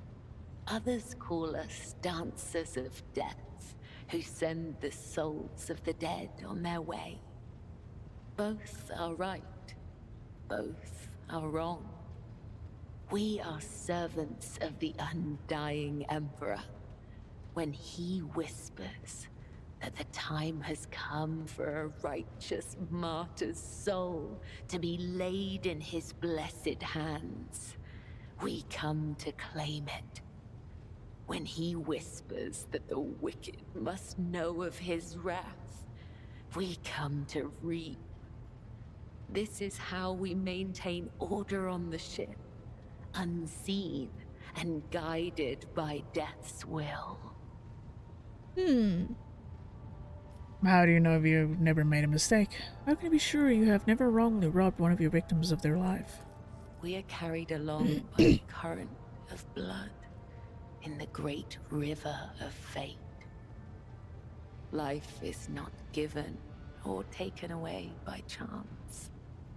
If I see an enemy of humanity, my blade will sever the thread of their existence. I will not wait for a sign of his divine bidding. I am his will, and I do what must be done. Let us speak about something else.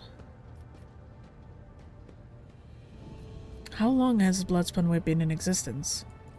Spinners carved the chronicles of our history on the stones of our They do sound temple familiar. long ago.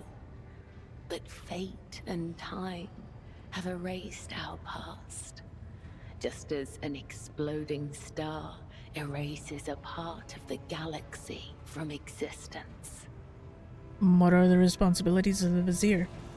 It is the Vizier's duty to watch over the flock, to lead those who want to learn more of the Undying One, but are fearful of death, and guide those who seek answers in death, but do not know how to live.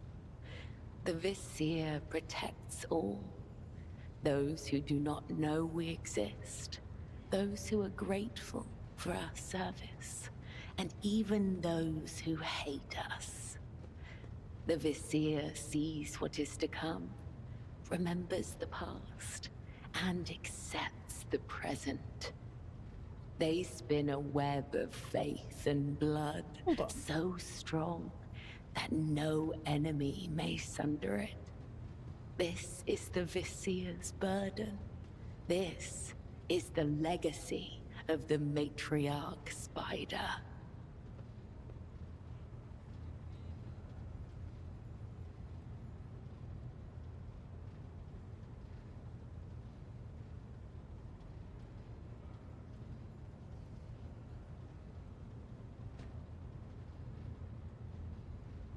I've heard her voice as well in other stuff, so I'm trying to find where.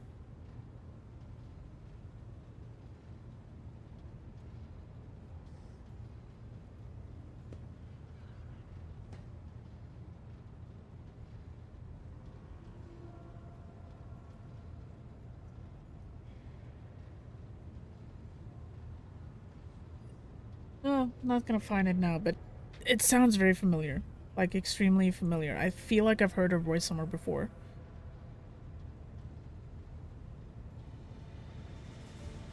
But I'm not entirely sure where. Who was the matriarch spider? It is said that she was one of many, born in the void, the Domin's subject. She honored death instead of life, and for this, she was persecuted. It is said that when the arch-enemy's forces invaded the flagship during a warp jump, she gathered the Undying One's servants around her and saved the ship from ruin. Together, they spun the first threads of the web to ensure that such devastation would never happen again. It is said that she was strong and indomitable. But as the years passed, her heart became as stone, and thus, the Undying One whispered her name to the one who would become the first Vizier of the Bloodspun Web. Why do you call yourselves spinners? Through blood, sweat, tears, and the strength of their convictions, the servants of the Undying One spin the souls of your subjects into threads of balance. This is why we refer to ourselves as spinners. Those who are newly committed to the Bloodspun Web are called lesser spinners. If they are faithful in their service to him, they may eventually become spinners. The most devout of us all are known as the High Spinners, of whom there are 7, each bearing a unique title.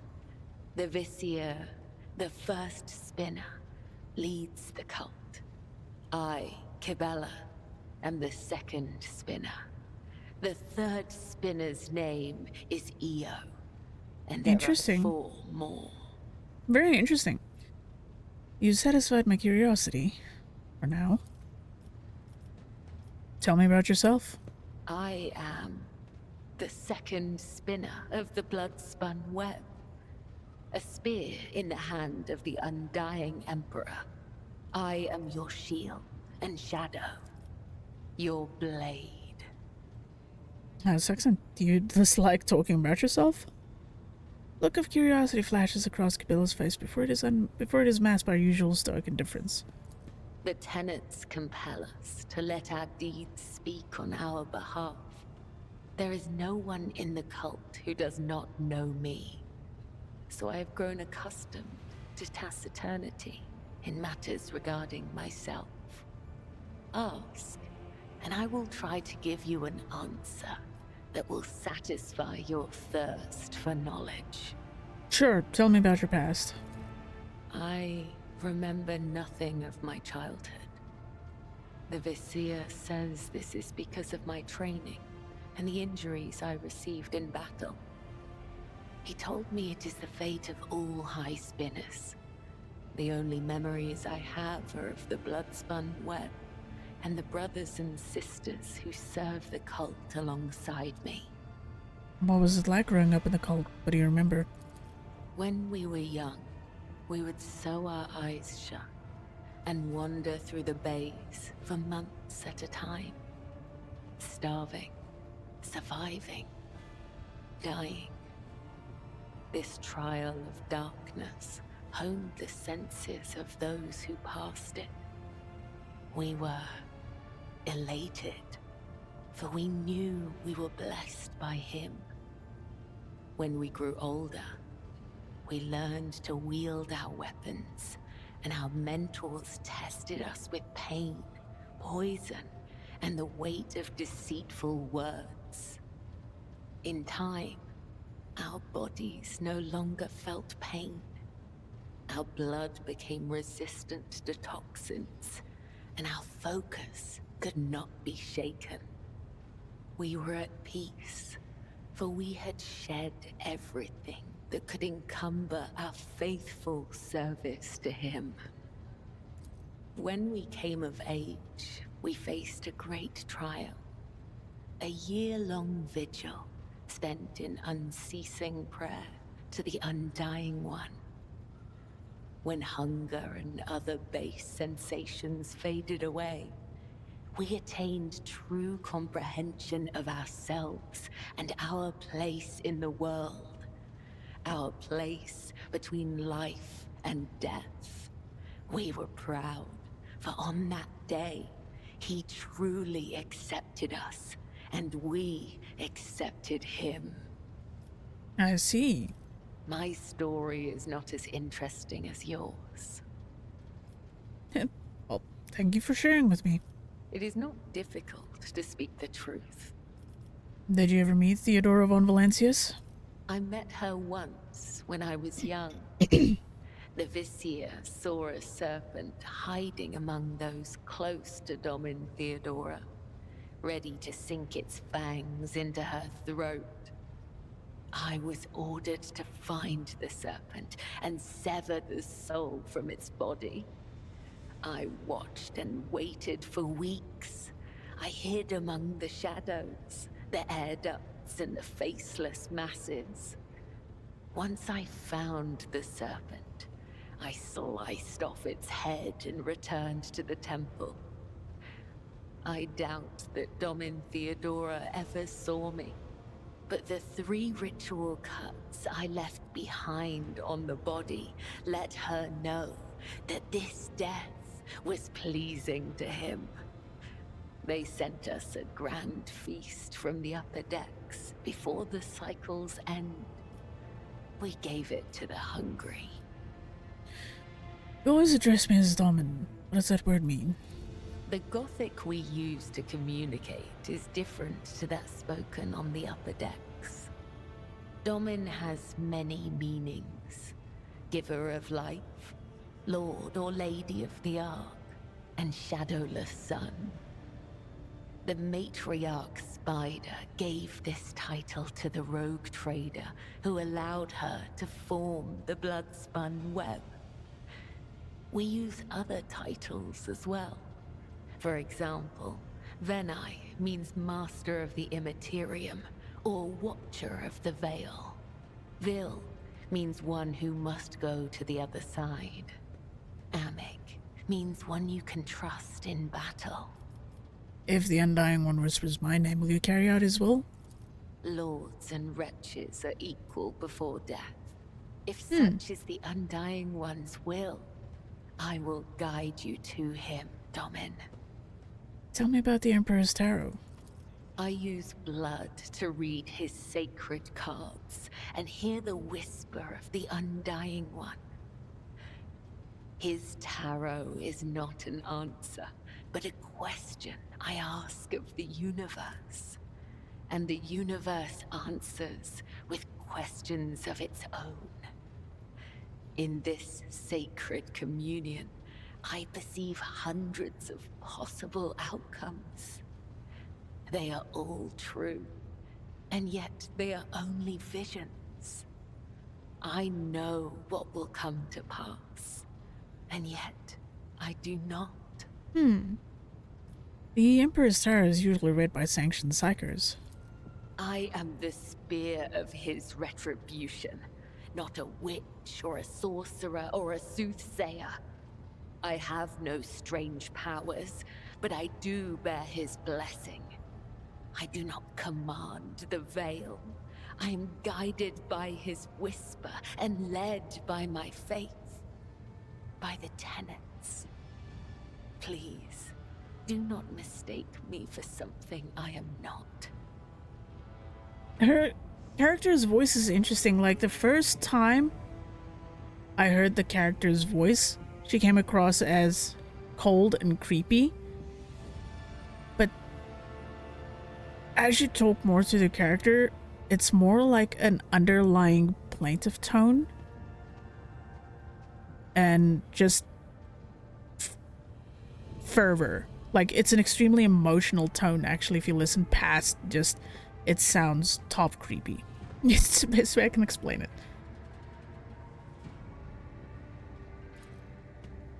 You occasionally feel a shiver run down your spine, or detect faint sparks in the air when you are standing next to Cabela. It seems her powers only manifest when she is practicing divination or in moments of pious exaltation.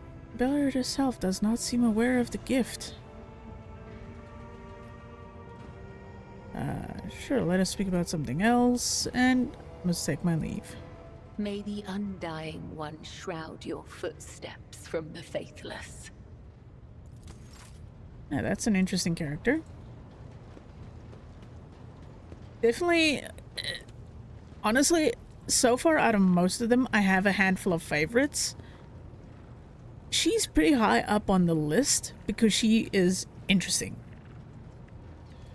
Like, there's a lot of depth to her character that I did not actually expect. Like, she kind of makes the rest look a little shallow, if I'm going to be honest.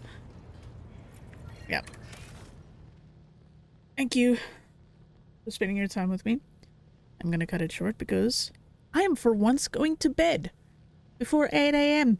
the next day. Surprising. Something I haven't done in a month, I think. Going to bed at 8 a.m. and waking up again at 12. I'm for once maybe gonna get some sleep. Surprising, I know. Actually, see if I can find someone to drop you guys off with before I leave. Oh, hey, I think Tentacle Mistress are... Yeah, Tentacle Mistress are alive. We also have a Betsy.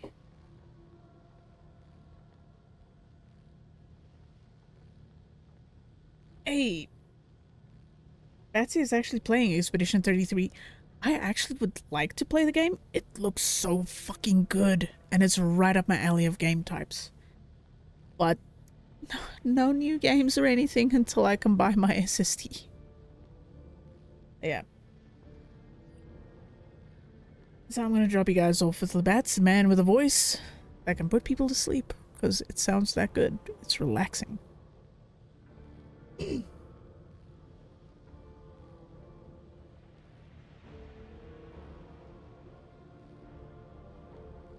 Thank you guys for spending your time with me. Always appreciate it. You guys make it fun. Again, I would have liked to continue because my plan was to actually finish Rick and Menoris today. But I didn't know the DLC was going to kick in. Because I wanted to finish this chapter completely before next stream moving on to the new chapter, but it is what it is. For now, do take care of yourselves. I will see you tomorrow. I'm not sure what my plan is for tomorrow. I'll see what I can figure out.